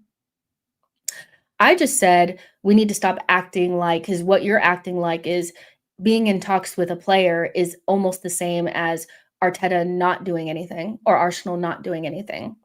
That's what I said. So your thing is in talks means nothing. In talks is the same as Arsenal doing nothing. So I should have the same reaction to when we're in talks or if we're doing nothing. So you can have an excuse to be mad, an excuse to be negative. Nobody's acting as if we have Rodrigo already, but I'm also not going to pretend like Arsenal are doing nothing so that I can be mad, you know? So thank you for coming to my TED Talk. Brandon says the team is big. We're talking about one of the biggest wingers in the world. It's just not the same, you know? Let's see. You're not you girl, some do. I think we will know more about Rodrigo's situation after the Club World Cup or middle of August, which has been said multiple times, Blaze. Multiple times. Let's see. Victor says some of these comments are frustrating. People want to be mad. It's like, I'm not saying I'm cautiously optimistic, about the deals getting done and, the direction in which we're moving. So I'm not going to have the same vim for the club and stuff like that when we're active in talks and doing things than I would if there was nothing. Last summer, there was nothing. Nothing. There was no talks, no nothing. We had talks for Marino last for 2 months. We had talks for Calafiori last for 2 months, and Sterling happened at the very end, but there was never a time where it felt like we were even near getting anything done or there was this much action. So I'm not going to act the same, and just be honest with yourself. Like, what is this? Some people just, until the player is signed, and even when a player is signed, they'll just move on to the next thing. Gyokeres gets signed, it'll be, yeah, but we haven't signed Rodrigo yet. It's like, oh God, blah, blah, blah, blah. Let's see. Everybody wants things to go the way they think. Fans need to watch the Gunner blog video about how transfers work. Nothing can be done unless the main antecedent, I don't know, and I can't say that word, of transfer decides we need to chill. I think there's obviously a wanting things to get done, but also needs to be a realization that things don't just happen overnight. And until a player wants to go, and I mean, Ornstein has said at fucking nauseum that this deal won't get done until August. But but we don't have Rodrigo yet. What do you mean? Put in a bid. It's just like, you're just stressing yourself out. Christian Norgard is expected to complete his his move to Arsenal within the next 48 hours. It's 10 million plus 5 in add-on, so pretty cheap, I don't know this word, and I can't, you guys. I'm a creative at heart. I didn't learn that word, sorry. It's bad of me to say, but I need the Madrid fans to turn on Rodrigo as the final nail in the coffin. Agree to disagree. I will be there when we skip Rodrigo for Eze. I mean, you're banking on Rodrigo not happening because you've said since the beginning that you don't think it's going to happen. So, it's like you just say you don't think we're going to get him and just move on. But why would you be arguing about the deal and how it should go and all that kind of stuff when you've already said you don't think it's going to happen? So I don't really understand that. Yes, until a player is signed at Arsenal, he is not an Arsenal player. That is a fact. It is. But then, I mean, why would we even talk about anything and where the deal is? And why would you be watching a channel that's talking about how the transfer window is going? Just go to the Arsenal website at the end, Leo. Then why are you here? It's like I just think you want to be negative. I'm sorry. I just think so because we are actively in talks for 3 attackers, and we'll most likely get at least 2 of them, if not 3 of them. We may not get all 4. I'm not 100% convinced that we get all 4, but I'm also not gonna be upset right this second when I know things are happening, but that's just how I am. I don't ignore obvious information, just for the sake of wanting to rage all the time. There are plenty of channels that no matter what's going on, they have a negative spin on it, and that's fine. Um, should we not talk about transfers anymore? That's what I'm saying. It's like, well, until they're signed, then, it's not happening, but I'm not going to pretend like not doing anything and being in talks are the same. And that's my problem. It's you're being intentionally obtuse and trying to find a reason to make it seem like when we're in talks, it's the same as doing nothing.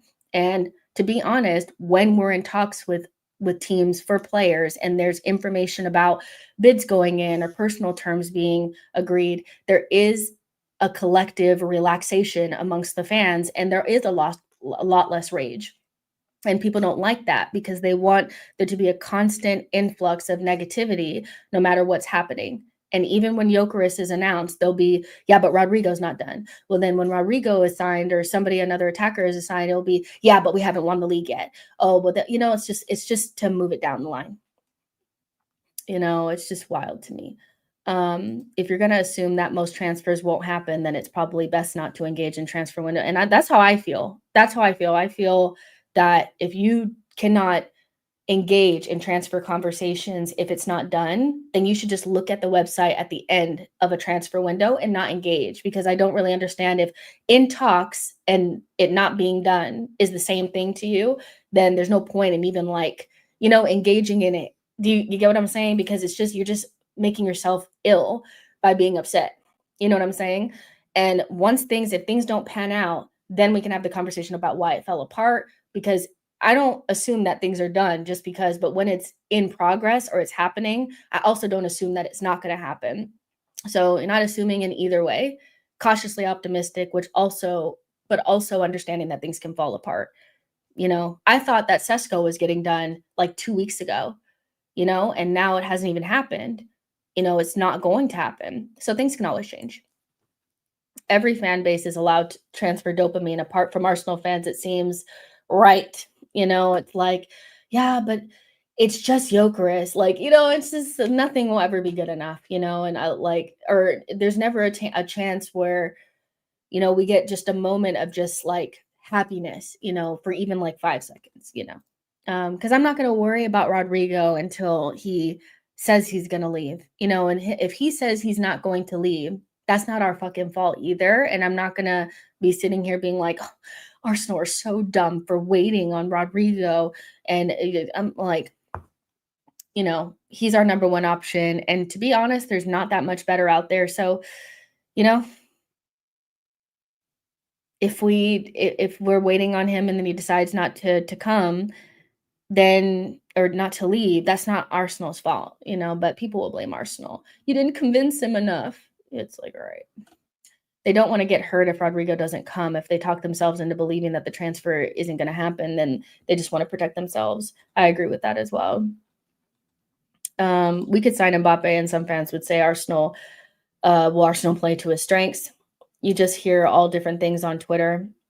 I think, Ashley, on the Gyokeres thing, because I know you had asked about the Gyokeres thing earlier, I think pretty much almost everybody is on the same page with that one, that it's happening and or close to happening. So I don't think there's anything super big to worry about. I would say, like, if I had to give it a percentage, I would say 95%, so like the most recent thing from Sammy McBell is that Arsenal sporting director Andrea Berta has been in Portugal for face-to-face talks with Sporting Lisbon over Victor Gyokeres. Berta flew to Lisbon like the end of last, whatever that means, a development indicative of a desire to wrap up the deal quickly. So you know, he's literally in Portugal doing his shit right now, or he was, or you know. So yeah, that's all I'm saying is that we all, kind of uh, do the transfer window differently. And if personally, for somebody that covers it, if I spent the entire time thinking no transfers are getting done and that if we're in talks, it's pretty much like the same as not doing anything, and I'm going to behave as though it's the same as transfers not happening, then I'm just making myself sick. In talks to me means that there's a chance that it might happen or we're trying to get it done. And so until that's no longer the case and the deal falls through, or we pivot in a different direction, I'm going to assume that we're working on getting it done, because I don't think everybody's lying to us, and we're just being, because I remember very vividly what last summer was like, and it was nothing like this. We never got into talks for Nico Williams. I don't even think we ever really contacted him at all. There was never a time where I felt like we were in talks with Nico Williams. There was kind of stuff with Sesko, but it never really moved beyond Arsenal or, looking at Sesko. It never got beyond that. And then both Calafiori and Marino took 2 months, and none of the other deals that we've had so far have taken more than a couple of weeks to, from the beginning of talks to them getting like sorted or getting a here we go. And this is coming from somebody that's incredibly like damaged by last summer, but I'm trying not to get sucked into the catastrophizing it when I don't need to right now. I will catastrophize once I'm seeing a catastrophe. Anchor says if we get Madueke and Eze, don't know, money is left for Rodrigo if Trossard leaves. I don't even know, like, I don't think we know if it's about money or if it's about wages or what, but maybe we do need to sell someone or whatever. We don't know what the finances are looking like, but I think that maybe like if you go for Madueke and you're able to break down the uh as a transfer to only have to pay like 20 million up front, and Chelsea give you good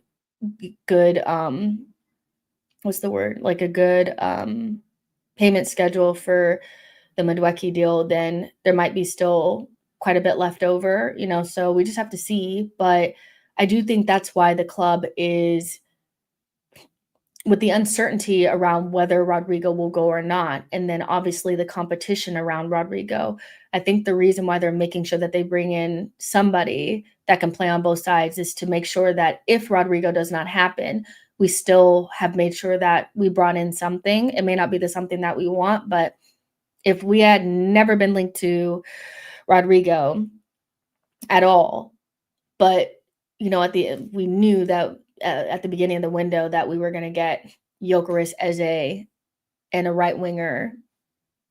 Maybe Madueke still would make it horrible for some people, but I think we'd be a lot more like accepting of it. It's just once you hear Rodrigo, you're like, well, we have to get that done. But I do think Arsenal want to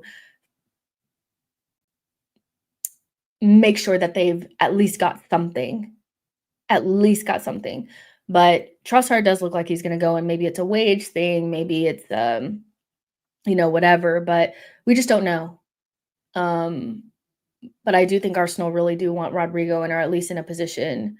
I don't think that they would wait this long and also, prioritize him if they didn't think that they would have the money to get it done. So let's see. Hugo says, would you be happy with Noni, Gyokeres, and Eze for our offensive signings? I think there is a world where if you had told me at the beginning of the summer window that we were going to get Gyokeres and Eze and Zubi and all the other things that we've gotten, I probably would have been happy with that, because my whole expectation from the beginning of the window was that we were going to get 2 attackers, 2 high-quality attackers. Gyokeres and Eze fit that for me. But I've been a little bit like, is Eze the best left wing? But I know he can play in that position, and he's just such a good player, and he makes us better. I think I would have been like, okay, it's not perfect, but we definitely have improved. Noni is just an addition to that. Like, it's not, it's additional, so yeah, I think like there's a world where I'm happy about it. Now that you've introduced the Rodrigo idea, I'm feeling like now nothing would satisfy if we don't get it. But I think you're lying to yourself if you were told at the beginning of the window you were going to get Eze and Gyokeres and maybe something extra, and we've got Zubamendi and Mascara and all. I do think we would have been happy with that. A lot of people would have been happy with that. Soul says, focus on buying what we need first and sell later. Screw PSR. Where's the 115 charges gone? I think the problem with focus on what we need to buy first is that if we wait for Rodrigo and we wait until August and we can't get the deal done, because it's not just about just him deciding to leave, it's also now you have competition. If Liverpool sell Luis Diaz, they're going to be interested in Rodrigo.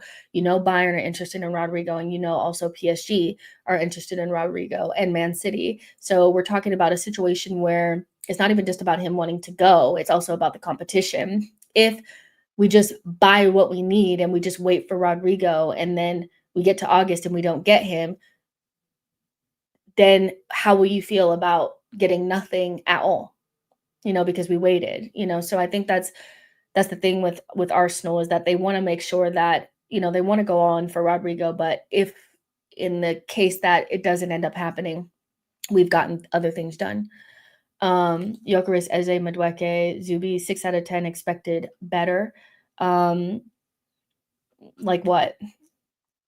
What did you expect that was better than that? I'm just asking, because a lot of people didn't rate Nico Williams, so I'm not going to sit here and Nico Williams not coming. Who did you expect to come in for left wing then? I'm just asking. A 6 out of 10 window feels incredibly harsh for that.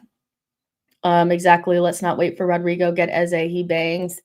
I thought Rodrigo has already said that Arsenal was his favorite club to come to.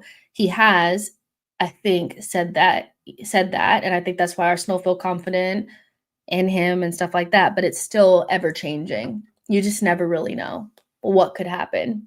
Wirtz was supposed to go to Bayern, and in the last minutes, he ended up going to Liverpool. So, I don't think we can ever just count on that 110%. So, that's a top window, Johnny D. This is what I'm saying. I just feel like nothing will ever be good enough. And that's a very good window. If we had never been told about Rodrigo, I do think that this would be a lot more of an acceptable window. Now that Rodrigo is in play, if we don't get him, everybody's going to mark the window as a fail. And I don't think I will. I'll be disappointed. But I said at the beginning of the window, and I stand by this, that if we get at least 2 top attackers, and Zubamendi and whatever else we get, backup goalkeeper and all that aside, I'll be excited about that window. Are we really serious about going the Edu strategy again and waiting to do Rodrigo deal before we do anything? Common guys, wake up and smell the coffee. I mean, I did not like that strategy at all. And that's how we ended up with nothing last summer. Was we waited around for, Sesko and Nico Williams end up with nothing. I also think that's why we ended up with Jorginho and Trossard and not something better. It's because we banked on Caicedo and Mudryk, and we had to pivot, and the pivot was not great, so, but hey, I think a lot of this is just based around, if we get Madueke, then we're not getting anything else. And these very more hyperbolic responses and not what's actually out there. Now, maybe Ornstein and Fabrizio are not reliable and they don't have good information, or they're lying to us, but I don't necessarily feel like they have any reason to tell us, that, the Madueke deal is separate from Eze and Rodrigo, for it just to not be the case, so I don't know. It's just a weird situation that we're in right now, because if we were never linked with Madueke, none of this would be happening, I think people would just be going about their business. But now that we're linked to him, it's so he's just going to take all the money and he's going to be the last signing that we make. I just remember yesterday looking at the timeline and people saying it's a certainty that we're going to get Madueke and we're not going to get anything else, only for Gyokeres to come out of nowhere, so I'm just going to wait. The pivot to Trossard was good in terms of it ended up being good for us. But ultimately, when you're going for a young player, I'm saying like in profile and a young player and what we were trying to do, which was to spend like 80 something million on a player, that's a game changer. And we're still trying to get that player now. The pivot was really like different profile, different age, different everything, so and that's what happens when I feel like your DOF is quite limited is you can't pivot to another option that's really similar. You have to pivot to something that's completely different in age and profile and status and all that kind of stuff. So, um, let's see, that's good enough window still. Honestly, why do our Swamp Madueke like serious question? I wanted a world-class wing. Before Rodrigo, who is the world-class winger that you were looking at then? Just question because Rodrigo was not even on our radar before the window really started. So, who was the world-class winger that you thought we should be going for? Um, let's see. That's good enough window still. Johnny getting bullied into putting his score higher. Stand on business, bro. Believe what you think. I don't think he's getting bullied. I just don't think people agree with him. And I don't necessarily agree either. You know, nobody was sitting there saying that Nico Williams was a world-class winger. So, Semenyo or Lookman, and that's my point. Saying you wanted a world-class winger and then bringing up Semenyo and Lookman just exemplifies my entire point. That in this window, you would Eze and Gyokeres is not good enough, but you would take Semenyo or Lookman. I rest my case.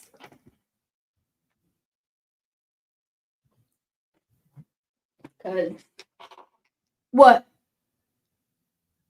What are they looking at? Because like Semenyo and Lookman are not world class. So you know what I'm saying.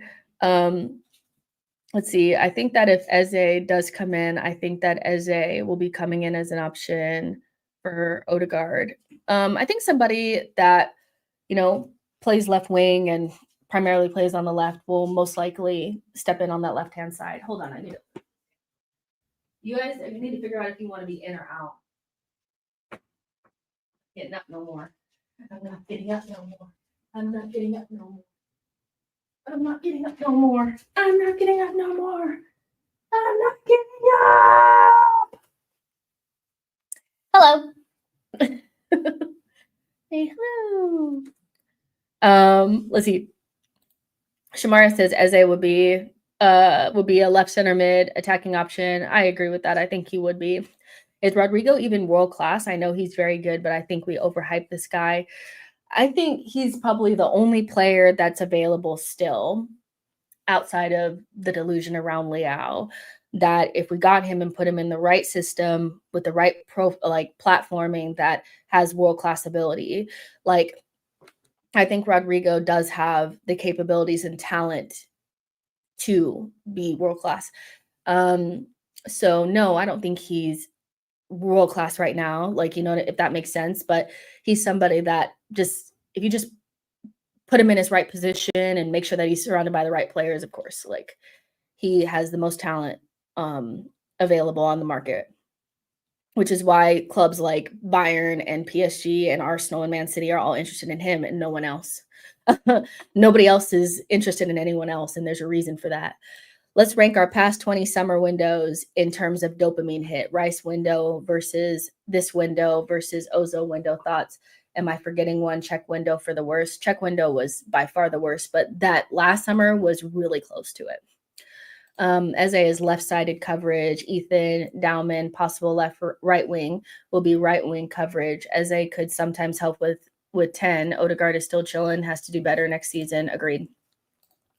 I respect everyone's opinion, but how does our fan base rate Semenyo more than Nico Williams or Rodrigo? Honestly, don't get it. Rodrigo is world class for me. He's Sacco with all the trophies, and I would love a cheeky bid for Due, but I know it won't happen.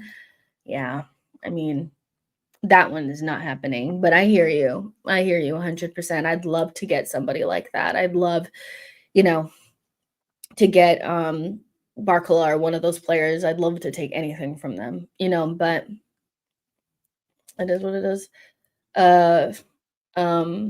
Backs EPL hype. But yeah, let's see how things, pan out. I think ultimately this feels like a much better position that we're in right now than like at the very beginning of the window where it did feel like nothing was happening. So I completely understand like, that there's concerns around Gyokeres and reservations, and I share some of those. Um, and I'm not loving the Madueke stuff. And I don't really understand why we can't go for somebody else. I believe that we need someone, but like not going for like Fofana or somebody like that feels like a mistake. But we shall see. You guys, is he not like so cute? Like I'm just obsessed with him. He's so cute. I just love him so much.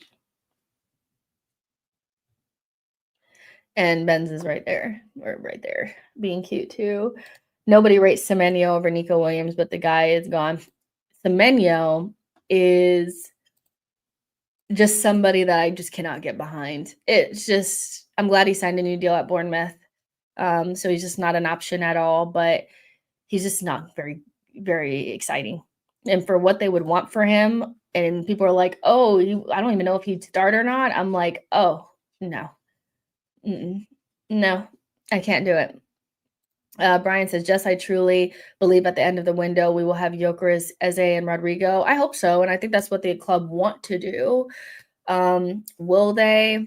It's really ambitious. You have to admit that what we're trying to do is ambitious, so I don't want to pretend like I feel like, you know, that my expectation is that it will 100% get done because at the beginning of the window, that's not what my expectation was. But now that it's kind of on the table, or it feels like it's on the table, now I really want it, so I'm hoping that they can get it done or at least something close to it. I think we get 3 attackers, like minimum.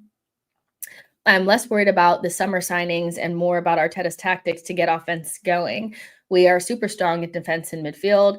Swap one of those for Matoma and it's realistic. Would you take Vinny or Endrick if they were available?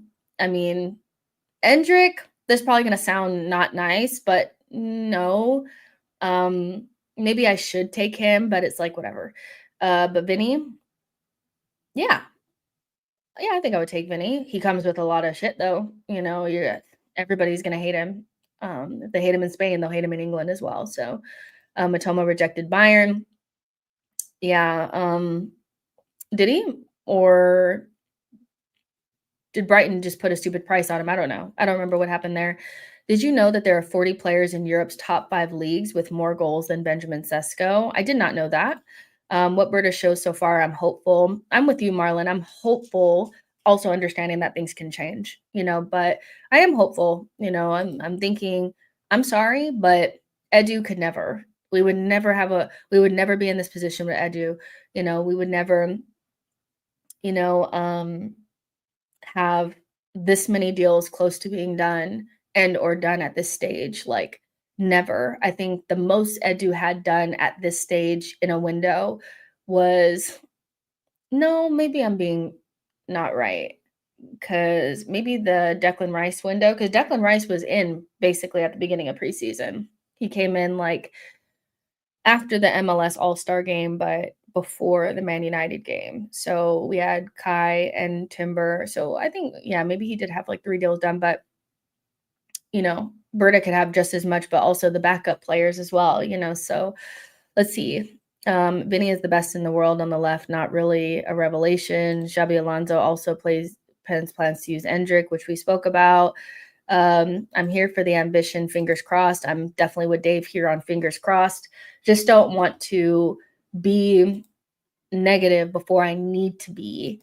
And I don't need to see the player in the shirt to know that we're in progress with something. So, I'm not going to pretend like we're doing nothing. That's all I'm saying is the amount of people that were acting like we weren't doing anything with the striker for 2 weeks just because there was no progress and blaming Arsenal instead of realizing that both Sporting and Leipzig had reneged on gentlemen's agreements, which, we had these options and these targets before the window opened.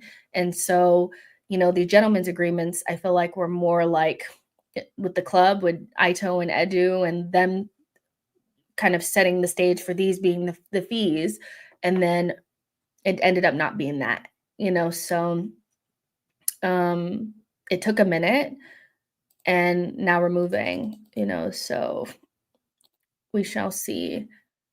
I was hoping to get, like, a here we go for Gyokeres today, but maybe, like, tomorrow or the next day, to just finalize everything. And then last, like, let's just talk about Trossard really quick because I'm gonna be really honest. I think he's been disrespected by this fan base, but I'm also not feeling like he needs to stay. Um, if at this stage, if we look at what we're trying to do, I think the best option would be for him to go, because we will have replaced him in multiple positions. And I do kind of like that whatever work was started by Edu, if Berta doesn't feel like that's the right thing to do, he switches it. So if he doesn't feel like we need to renew Trossard just because we were in talks, doesn't mean he's going to maintain it, because he had to, watch us at the back end of the season. And if there's anything that Berta probably took away from it is that we definitely need to go be aggressive in attack and change the attack. Like, and so if Trossard is there and we're bringing in Eze and we're bringing in a striker and we're bringing in a left wing, then he's effectively been replaced. So he's not somebody that we need to give more money to and or extend. And Trossard is a good player that clearly thinks a lot of himself. And I think that's why he's been such a good backup player for us, or a squad player. But he's going to back himself to go play somewhere else. And so I'm not really surprised that this stuff is coming out, about him potentially leaving. Arsenal would consider an offer around 20 million euros for Leandro Trossard with just 1 year left on his contract. The player is happy at the club, but the new signings in forward positions may change the situation, which it should, because this is not Reece, or ESR, which I feel like we had to push them out the door. Trossard is 30 and has a couple more good years in him. He could very well go to Saudi or go to the Turkish league and tear that shit up for the next couple of seasons with good money. And so if he knows that he's going to be third choice on the wing, third choice at 9, third or fourth or fifth, or not even a chance at left center mid anymore, then he needs to find him somewhere else to go. And so hopefully, he, that goes through, because I do think we need to move on from one of our left wings. But it'll be really interesting to see if we do end up pulling off a left wing signing, how that affects Martinelli, and will that make him a better player, or will that put him in the shop window? Because we've never seen Martinelli as a squad player. He's pretty much always been a starter. And so he was playing so poorly that Trossard actually snatched his chain on several occasions, which was kind of hard to see, because it's like Martinelli should be the out and out starter. And if he's not good enough to create enough separation between him and Trossard, then he does need to be replaced. And so upgrading on Martinelli, it's going to be very interesting. I won't be surprised if Trossard will leave Arsenal with this age and contract situation. It's better to sell this summer. I'd rather sell Martinelli, to be honest. I don't know, something about Martinelli. I don't like watching him play. I don't think anybody likes watching him play. I don't know a single person that sits there and says, I enjoy watching Martinelli run out the end line with his head down, so, but I think he also will ensure that we have pace in some capacity, and I think that is useful, so, it'd be nice if Saudi could put in that bid, but if they don't, then I don't see how we would sell him, so, and we don't need to be selling Martinelli for peanuts anyway, so, but there's still a lot of movement to happen in the window. You have Luis Diaz and Leao leaving their clubs, also opens up doors for Martinelli to leave as well, so there's still a lot that can happen in the window. Gyokeres would have to hold the sporting director at gunpoint if they didn't lower the price. He already broke up with his girlfriend over the move to London. He wants it bad. He's down bad, man. Noni can play on the left as well. Yeah, the signature head down. Told man about Martinelli. Marco says he does enjoy watching Martinelli.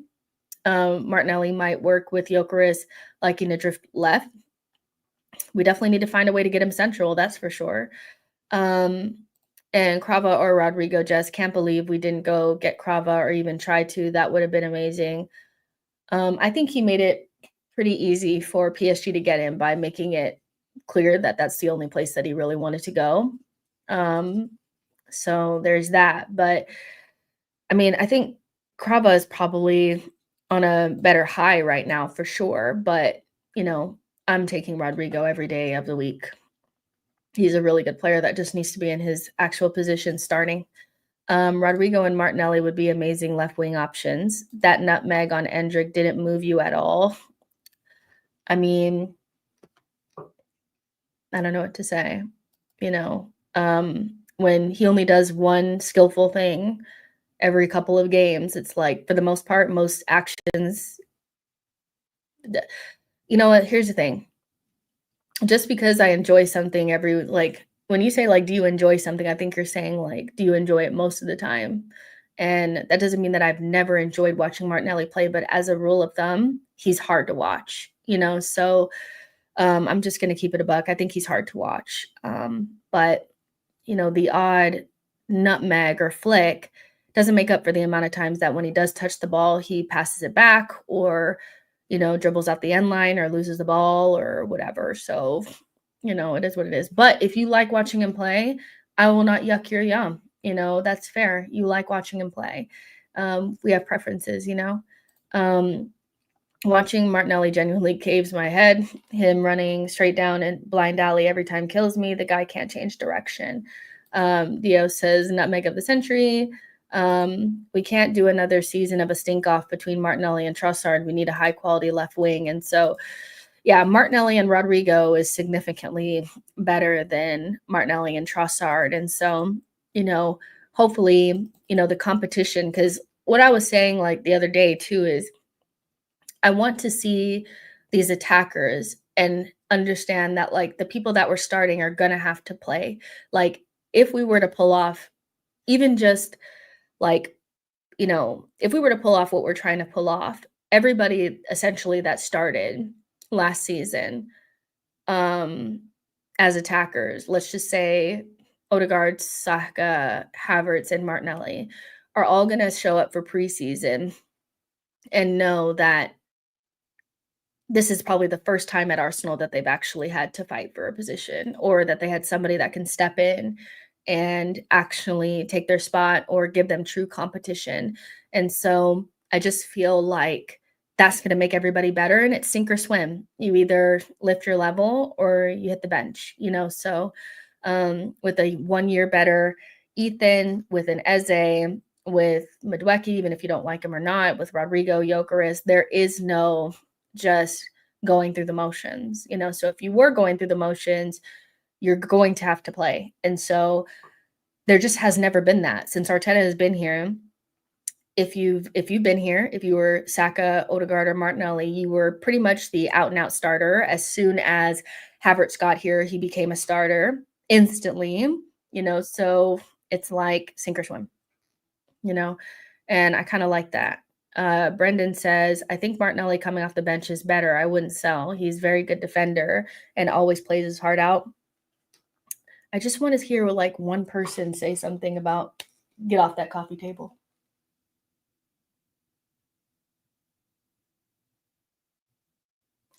I just want to hear somebody say something about the way he plays. Like, you know, not just he's a good defender and he works hard, but like what else? You know, what else? Well, if for me, instead of Madueke, you bring Semenyo or Lookman, regardless of how Jess sees it, for me, it's an 8.5 out of 10 window. If Rodrigo instead would make it a 10 out of 10, Madueke is 0.5, so 7.5, I guess. Fair enough. Man said defender. People already saying Madueke is the final transfer, especially Man U fans. I mean, who cares what they're saying? Like, they don't know. That's what they're hoping. You know, Man United fans and everybody is hoping that we're signing Madueke and we're not signing anybody else. But I don't really think that that's what's happening. So it's like there's too much. Like, who do you believe? You know, United fan 1524 or fucking Ornstein? Like, come on. Let's see. Man still on Lookman and Semenyo, but we need Martinelli 22-23. I don't think that player is ever coming back. I'm going to be really honest with you, but you know. But yeah, Arsenal sporting director Andrea Berta has held face-to-face talks with Sporting in Portugal to close in on a deal around £70 million for Victor Gyokeres. So, yeah. I'm excited about Gyokeres. I'm kind of sad that I feel like it's gonna be met with um, negativity from some sections of the fan base, a large section of the fan base, to be honest, so I'm kind of sad that our first big attacker is going to be negative, so or not met with like, that like if and when Eze signs, it's going to be everybody is happy. Like it's going to be rejoicing, but it's going to be different with the Gyokeres one and it's kind of sad that it's going to be that way, but if he bangs, then it'll be what it was, Um, so yeah, Man United, the football version of the Titanic. Man United fans are misery loves company. I mean, I was watching, I think it was like Saeed's show, and him and Flawless were talking, and they were just like, "Yeah, I'm not really that fussed about Gyokeres, and we'll be there when Madueke is passing the ball to Gyokeres, and they're missing. We'll be there, we'll be there." And I'm just like, it's gonna be Saka passing to Gyokeres, and you can cope all you want, but your window is looking worse and worse by the day. So I would just face front. Let's see. Johnny says Eze is not Rodrigo for me. Those with over 8 out of 10 think it's a good better. He's not. Also 3 years older. Eze is not Rodrigo. Eze is not Rodrigo for me. Those with over 8 out of 10 think he's as good or better. He's not. Also 3 years older. I don't really care about his age. I think as a football society, we need to kind of like mature away from a 27-year-old as like some sort of like bad signing or like that impacts the success or the positivity around a signing. If they work for us and they help us win trophies, then it doesn't matter if he's 27 or 22. So of course I don't think Rodrigo and Eze are the same, but again, we didn't know we were in for Rodrigo before the window started, and people were more than happy with Sesko and Nico Williams, and now Gyokeres and Eze would be like a 6, or whatever you said. So yeah, if we get Madueke, I might stop backing Arteta. We'll get to stop backing because I think he's coming. I've been following Gyokeres for over 2 years now. He's been grinding for years, had to struggle for everything he has. I think he'd be a success. Thoughts on Taylor Hines? I think it's a good fullback depth signing. He can play on both sides. So, she can play on both sides. She's a good player. Happy she's home. She used to play for Arsenal. So, we need much more than that, though. Like, let's be real. Ivy says ageism in football is a myth. Salah's 33 and still killing it. It's like, yeah, but he's 27. It's like, who cares? If the only thing for Arsenal is a signing is only good if they contribute to us winning. That's all it is. If they make us better, if they get us closer to where we want to be, regardless of their age. So we're not Brighton. And I think our fan base is obsessed with youth. I think one is because when you have young players, you can project upon what they may be. And instead of dealing with the reality of a player, you'd rather, when you can speak about hypotheticals, it makes it easier for you to pull the wool over people's eyes about signings. Also, you can sit there and act like you're smarter than everybody because you can predict what a player is going to be and all this kind of shit. And then also it keeps the project from coming to an end. And that's why people really like, I think this fan base loves signings. They talk about Arsenal like we're Brighton. And there's nothing wrong with getting like a younger signings. I like Sesko. I would have loved him to come, but I'm not going to be like Gyokeres being 27 did not come into my head at all. I'm just thinking who is going to help us win, and that's it. Just joined. Is that a cat or a dog? Those are 2 dogs being annoying. Can you stop? Beckham.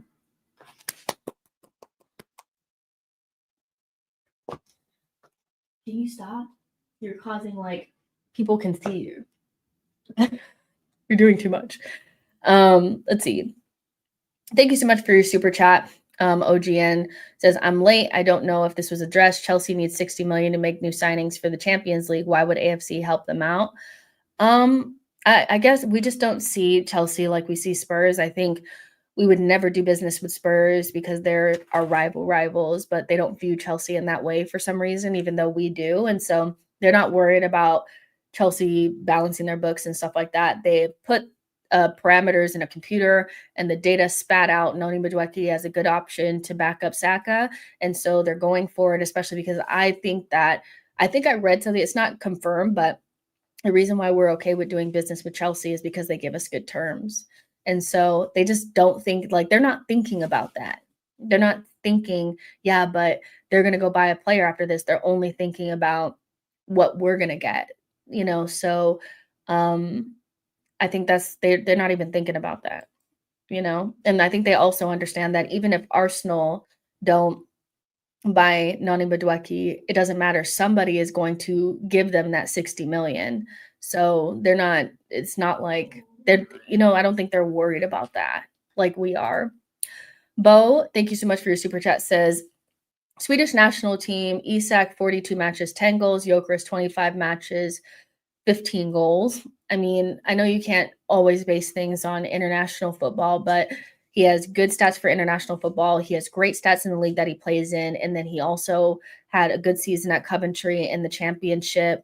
I just think those are all green flags, you know. So I have to think that this player is going to do well for us, you know, but we'll just have to see. We'll just have to see. Because every transfer has an element of uncertainty around it. I think there's only certain signings that we've made, which I was like, there's no way this player flops. I think Declan Rice was one of those.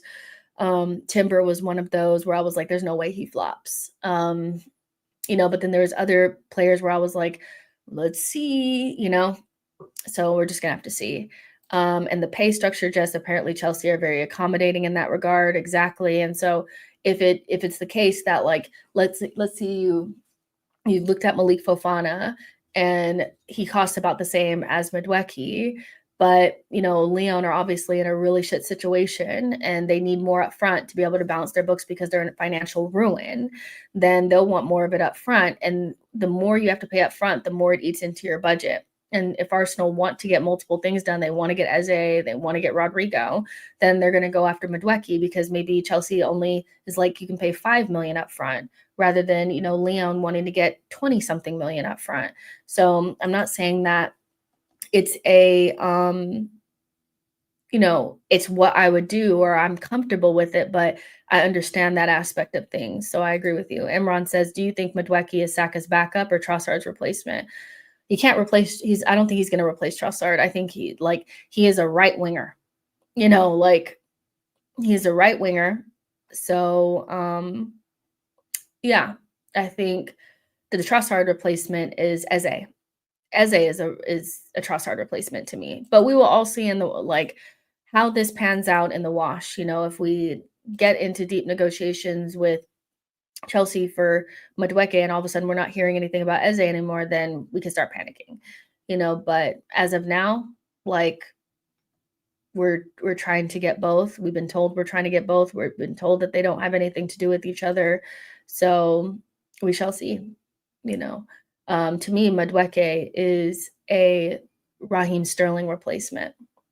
Raheem Sterling was meant to be able to play both sides and was meant to be Saka's backup. And he wasn't great at it, but that's what he was coming in to do. Eze actually more covers the positions that Trossard covers, This has to be one of the first games of the season in a while. If we win, it's going to hit like Van Persie scoring against us. He has to score on the first day of the season, doesn't he? He must. Just no way, Leon. Let me just say this, is that when I said that Leon would be seeing me next season, I meant that because I love Lily Johannes and I want to watch her play. Not because I thought she looked like me. The amount of people that are like, oh, Jess, you're going to be playing for Lyon next. I was like, I don't even think I look like her, but fair enough. It's kind of funny. Shamara says, it hit the celly on Amorim's head too. Do you think we get 4 attackers then if we get Madueke and Eze? I think that's what we want to do. Will we be able to get it all that done? I don't know. And I don't know if I can begrudge the club for not getting 4 attackers when my expectation was 2. So anything over 2, I'll probably be like, that was way more than I thought we were gonna get, if that makes sense. But I think that's what we're trying to do. Will we be able to do it? I don't know. So we'll see. Um, let's see. Do you think Madueke? Okay, I answered that.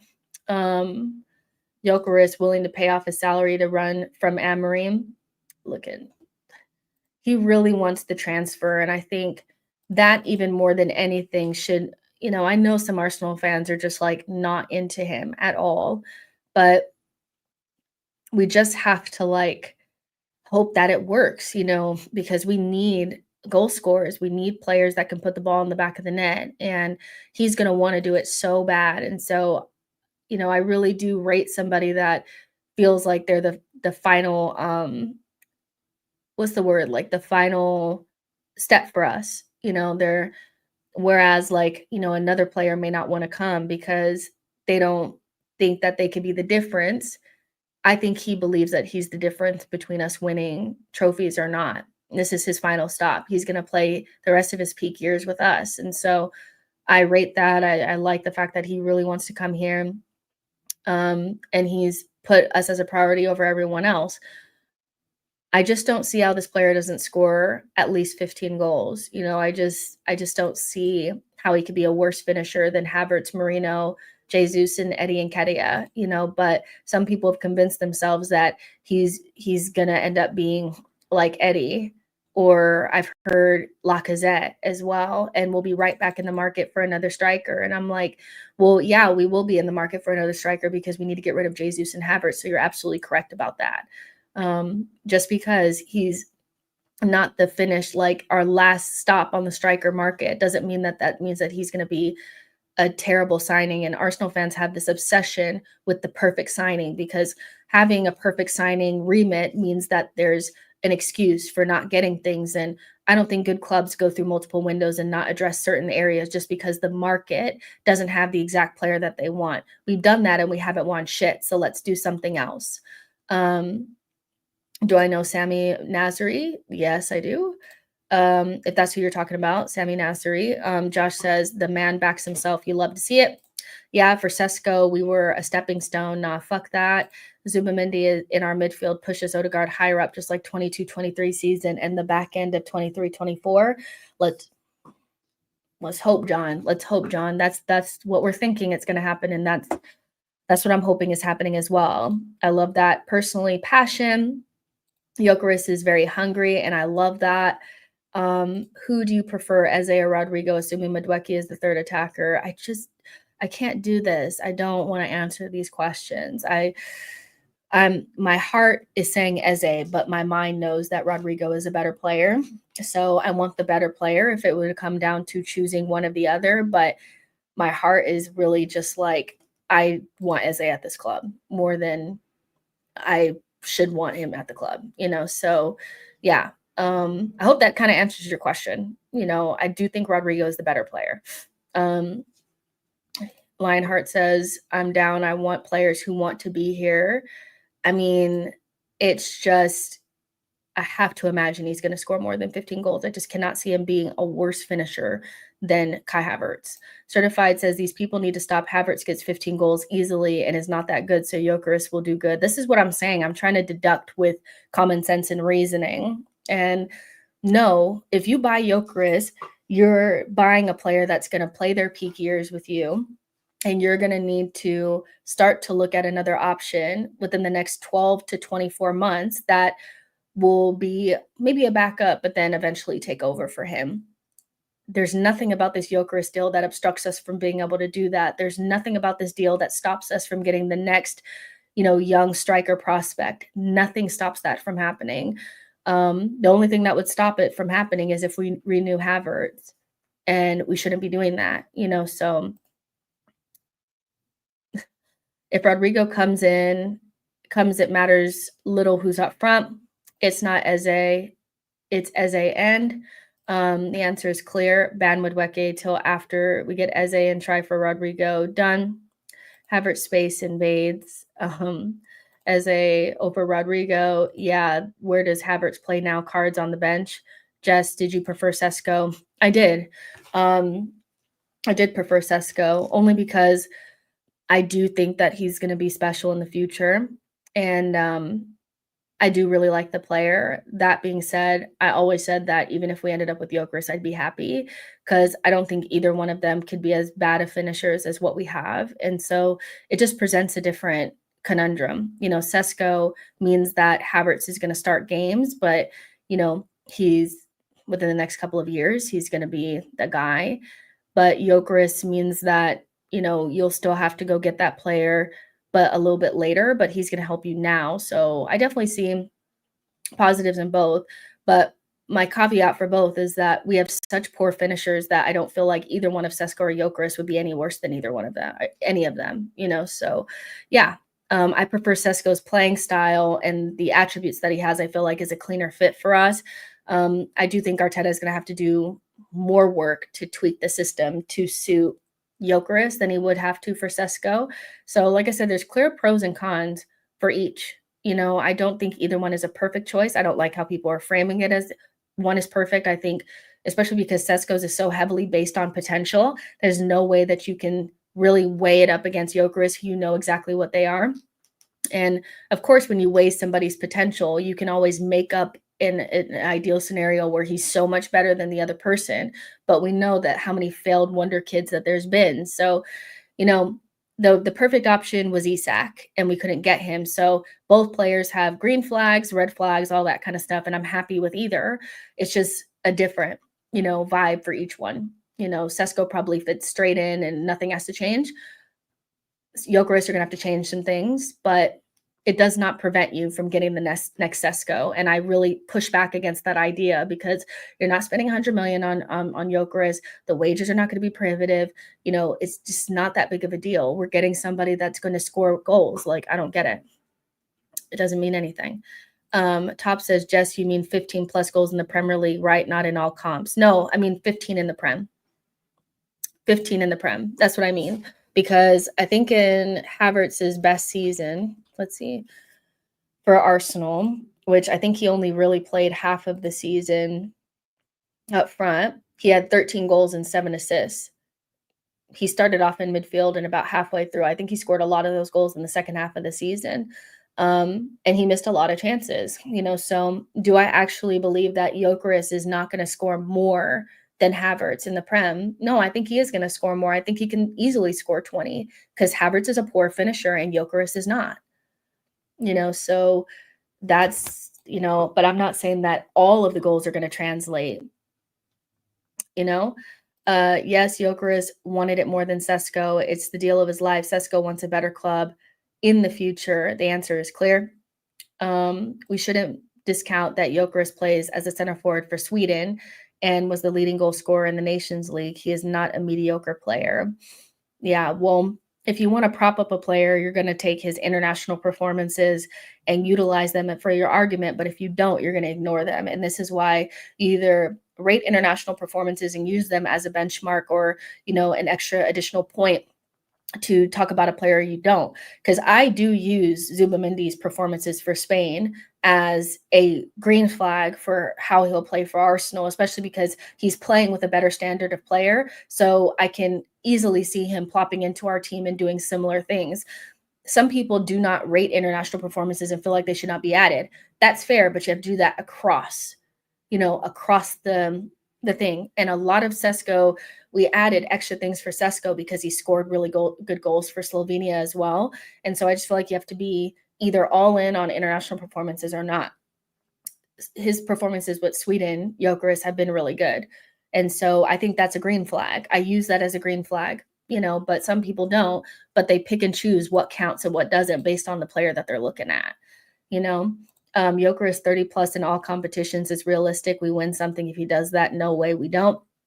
Gyökeres and Sesko aren't as good as people make them out to be, but they're stark upgrades on what we had. I kind of live with that. That notion, Benra. I don't think you're necessarily too off on that. I think depending on who you want, you overrate one or the other. Like Sesko is the second coming of Ibrahimovic. or, Gyokeres is, just as good as the 40 goals or whatever he scored in Portugal.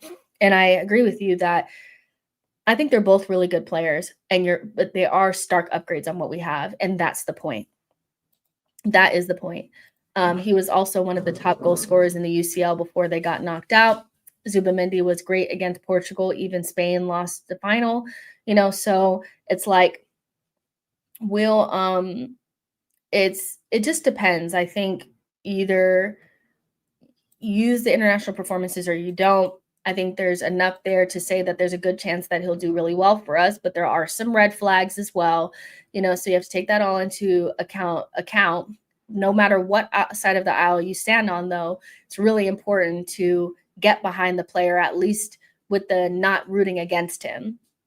I think that's super important.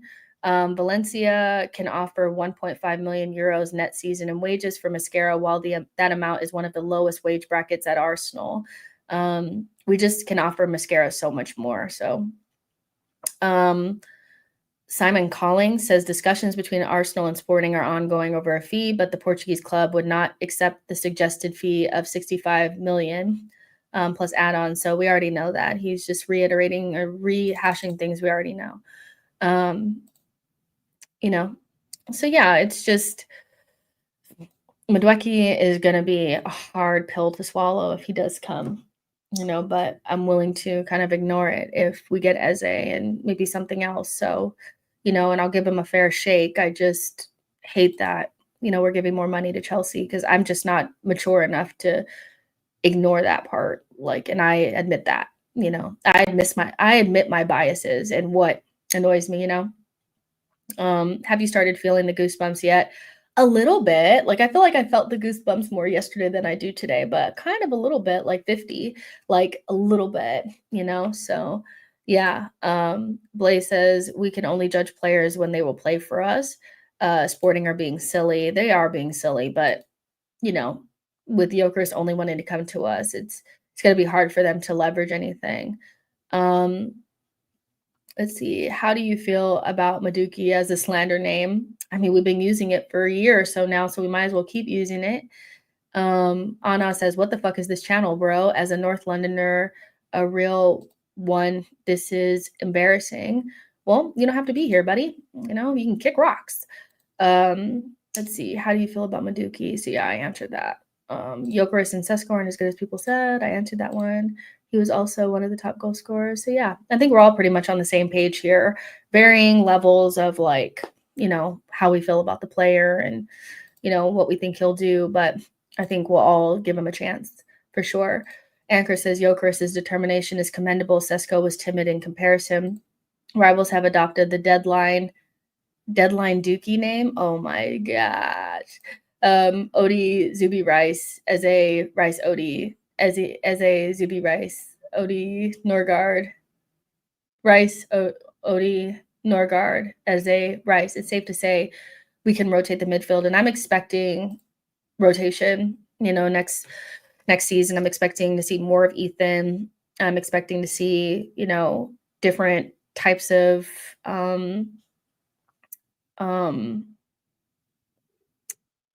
solutions being used, so if we get Eze, Ethan 1 year older, we should be seeing more. I think that puts Marino further down the pecking order, but I think that's where, unfortunately, he deserves to be. I like Marino, but he has to be a just-in-case type of player. I don't think he's good enough, so yeah, let's see. Certified says, I'm not that mature either. I'm not afraid to admit it. I'm not afraid to admit that I'm not mature enough to overlook the Chelsea thing. And that's that's at least 70% of what it is. That is 70 to 80% my problem with the player is he's a Chelsea player and we're giving them money. It's so much of that. Just is very level-headed. People who like to complain about everything won't like her. And I'm not afraid to complain or criticize either. I just feel that once I know things are happening and I'm getting reliable information from people that we trust, I try to give it enough time before I just I don't want to be mad the whole time because it's a long window. And if I'm mad every day that we don't have every single signing in and announced, I'm going to be upset the entire time. And I just don't want to be that way. Now, if it goes tits up and everything goes to shit, we'll talk about that and I'll be honest about it. I'm not afraid to criticize, but right now I just need, you know, a little bit of relax, and I'm excited about Gyokeres, and I'm not going to let anybody like tamp it down because we've been watching like Marino and Havertz and Kedia. Like, I'm not going to not be excited about Gyokeres. We need investigations into those two clubs' relationships 100%. I don't understand why we have to give them money. Like, what is the clause in the contract that says every year we have to give them? But it's like Arsenal's dream to have Premier League proven players available with good terms, being able to, we love, to, pay in lots of installments, and we love a Premier League player. So I don't think that this will be the last time we use it. Dio says, looks like the guy legit crashed out because we're not getting Sesko. He was here earlier, but I think, what did Dio get mad about this time? He got mad about something. I forget, but he was mad about something. He might have crashed out. I don't know. Madueke is still better than Bakayoko, I think. They might combine Havertz chant with Noni's. I will kill myself. Is our women's team good enough to win the WSL next season? It's been a while. Not with what we have. I know that we can be better from the beginning, but I still feel like we need something else. Like, we need some more star power. So Alanga to Newcastle, here we go.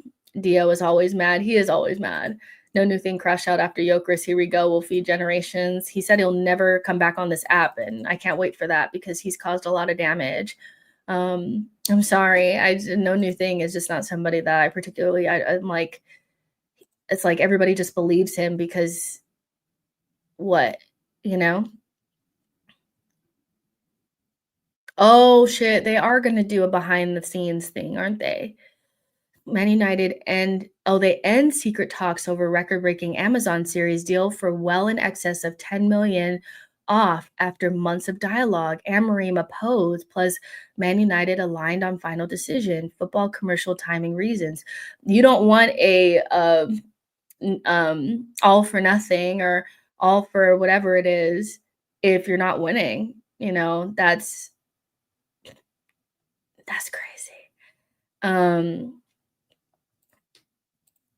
I mean, ours was it was eye-opening, and because I'm an Arsenal fan, I can kind of like see the kind of good things about it, but because we didn't make top 4 and it was really hard to watch, it ended up being pretty difficult, so Brentford captain Christian Norgard is finalizing his move with Arsenal this week, deal due to be wrapped up as Arsenal begin preseason training. So Norgard does exist. Why isn't Kedia trending? Oh, because people are trying to say he's not better than Nketiah. I mean, we are actually sick individuals. Like, I think some of our fan base is like genuinely mentally ill. Nketiah was supposed to score lots of goals at Crystal Palace, and he wasn't scoring any goals. He scored like maybe 2 or 3 goals for Crystal Palace. He's not going to go to, also when Nketiah was I think he was in the Championship, he scored a couple goals for Leeds. They kicked him to the curb. Let's not be stupid here. Nketiah is not that good, so we're so mentally ill. Like, it's crazy. I've never watched the documentary. It just brings bad memories. And time does not like make it doesn't like, it doesn't heal it, or time was not kind to it. It doesn't feel better years later either. They are broke and need the money, to be fair. Nketiah, our fan base is so tapped. Not better than Eddie. It's just disgusting. There's no doubt that Gyokeres is a major upgrade to our squad. I personally preferred Sesko, but I definitely can't underestimate Gyokeres. I'm on the same page as Owen for sure. Preferred Sesko just about, but I could definitely see the benefit of Gyokeres as well. I think an Amazon documentary saved Arteta and people started to respect him more, especially some rival fans.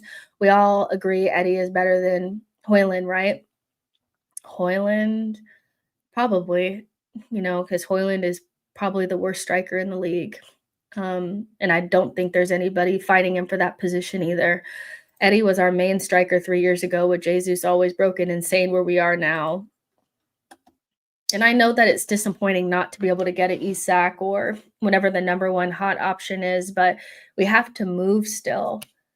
We have to move forward. Like we have to still bring something in. And I just prefer to get something in on a good fee so that it's not prohibitive in the future, but we're still improving the squad. I really am against this whole, well, if you can't get your best or your main target or the number one target, then you do nothing.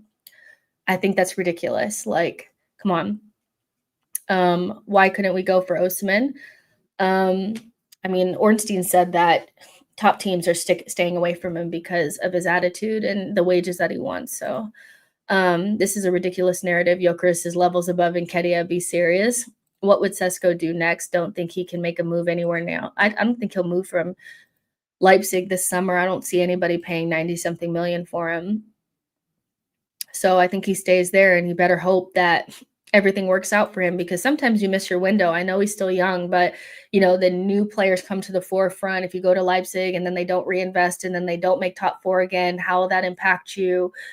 So they weren't particularly playing you to your strengths. If one more season of playing the way that you're playing this season, how will that impact you? So as far as I'm concerned, if we go with Gyokeres, Sesko is no longer my problem. I will not be tracking him. I will not care. I really only care about players that play for us, really. If we don't get that, I'm not going to sit there and Sesko watch, he's done. So yeah. But yeah, let's go ahead and get out of here, guys. I really do appreciate all the super chats and all the regular chats. This was a really fun conversation. Hopefully Dio comes back eventually.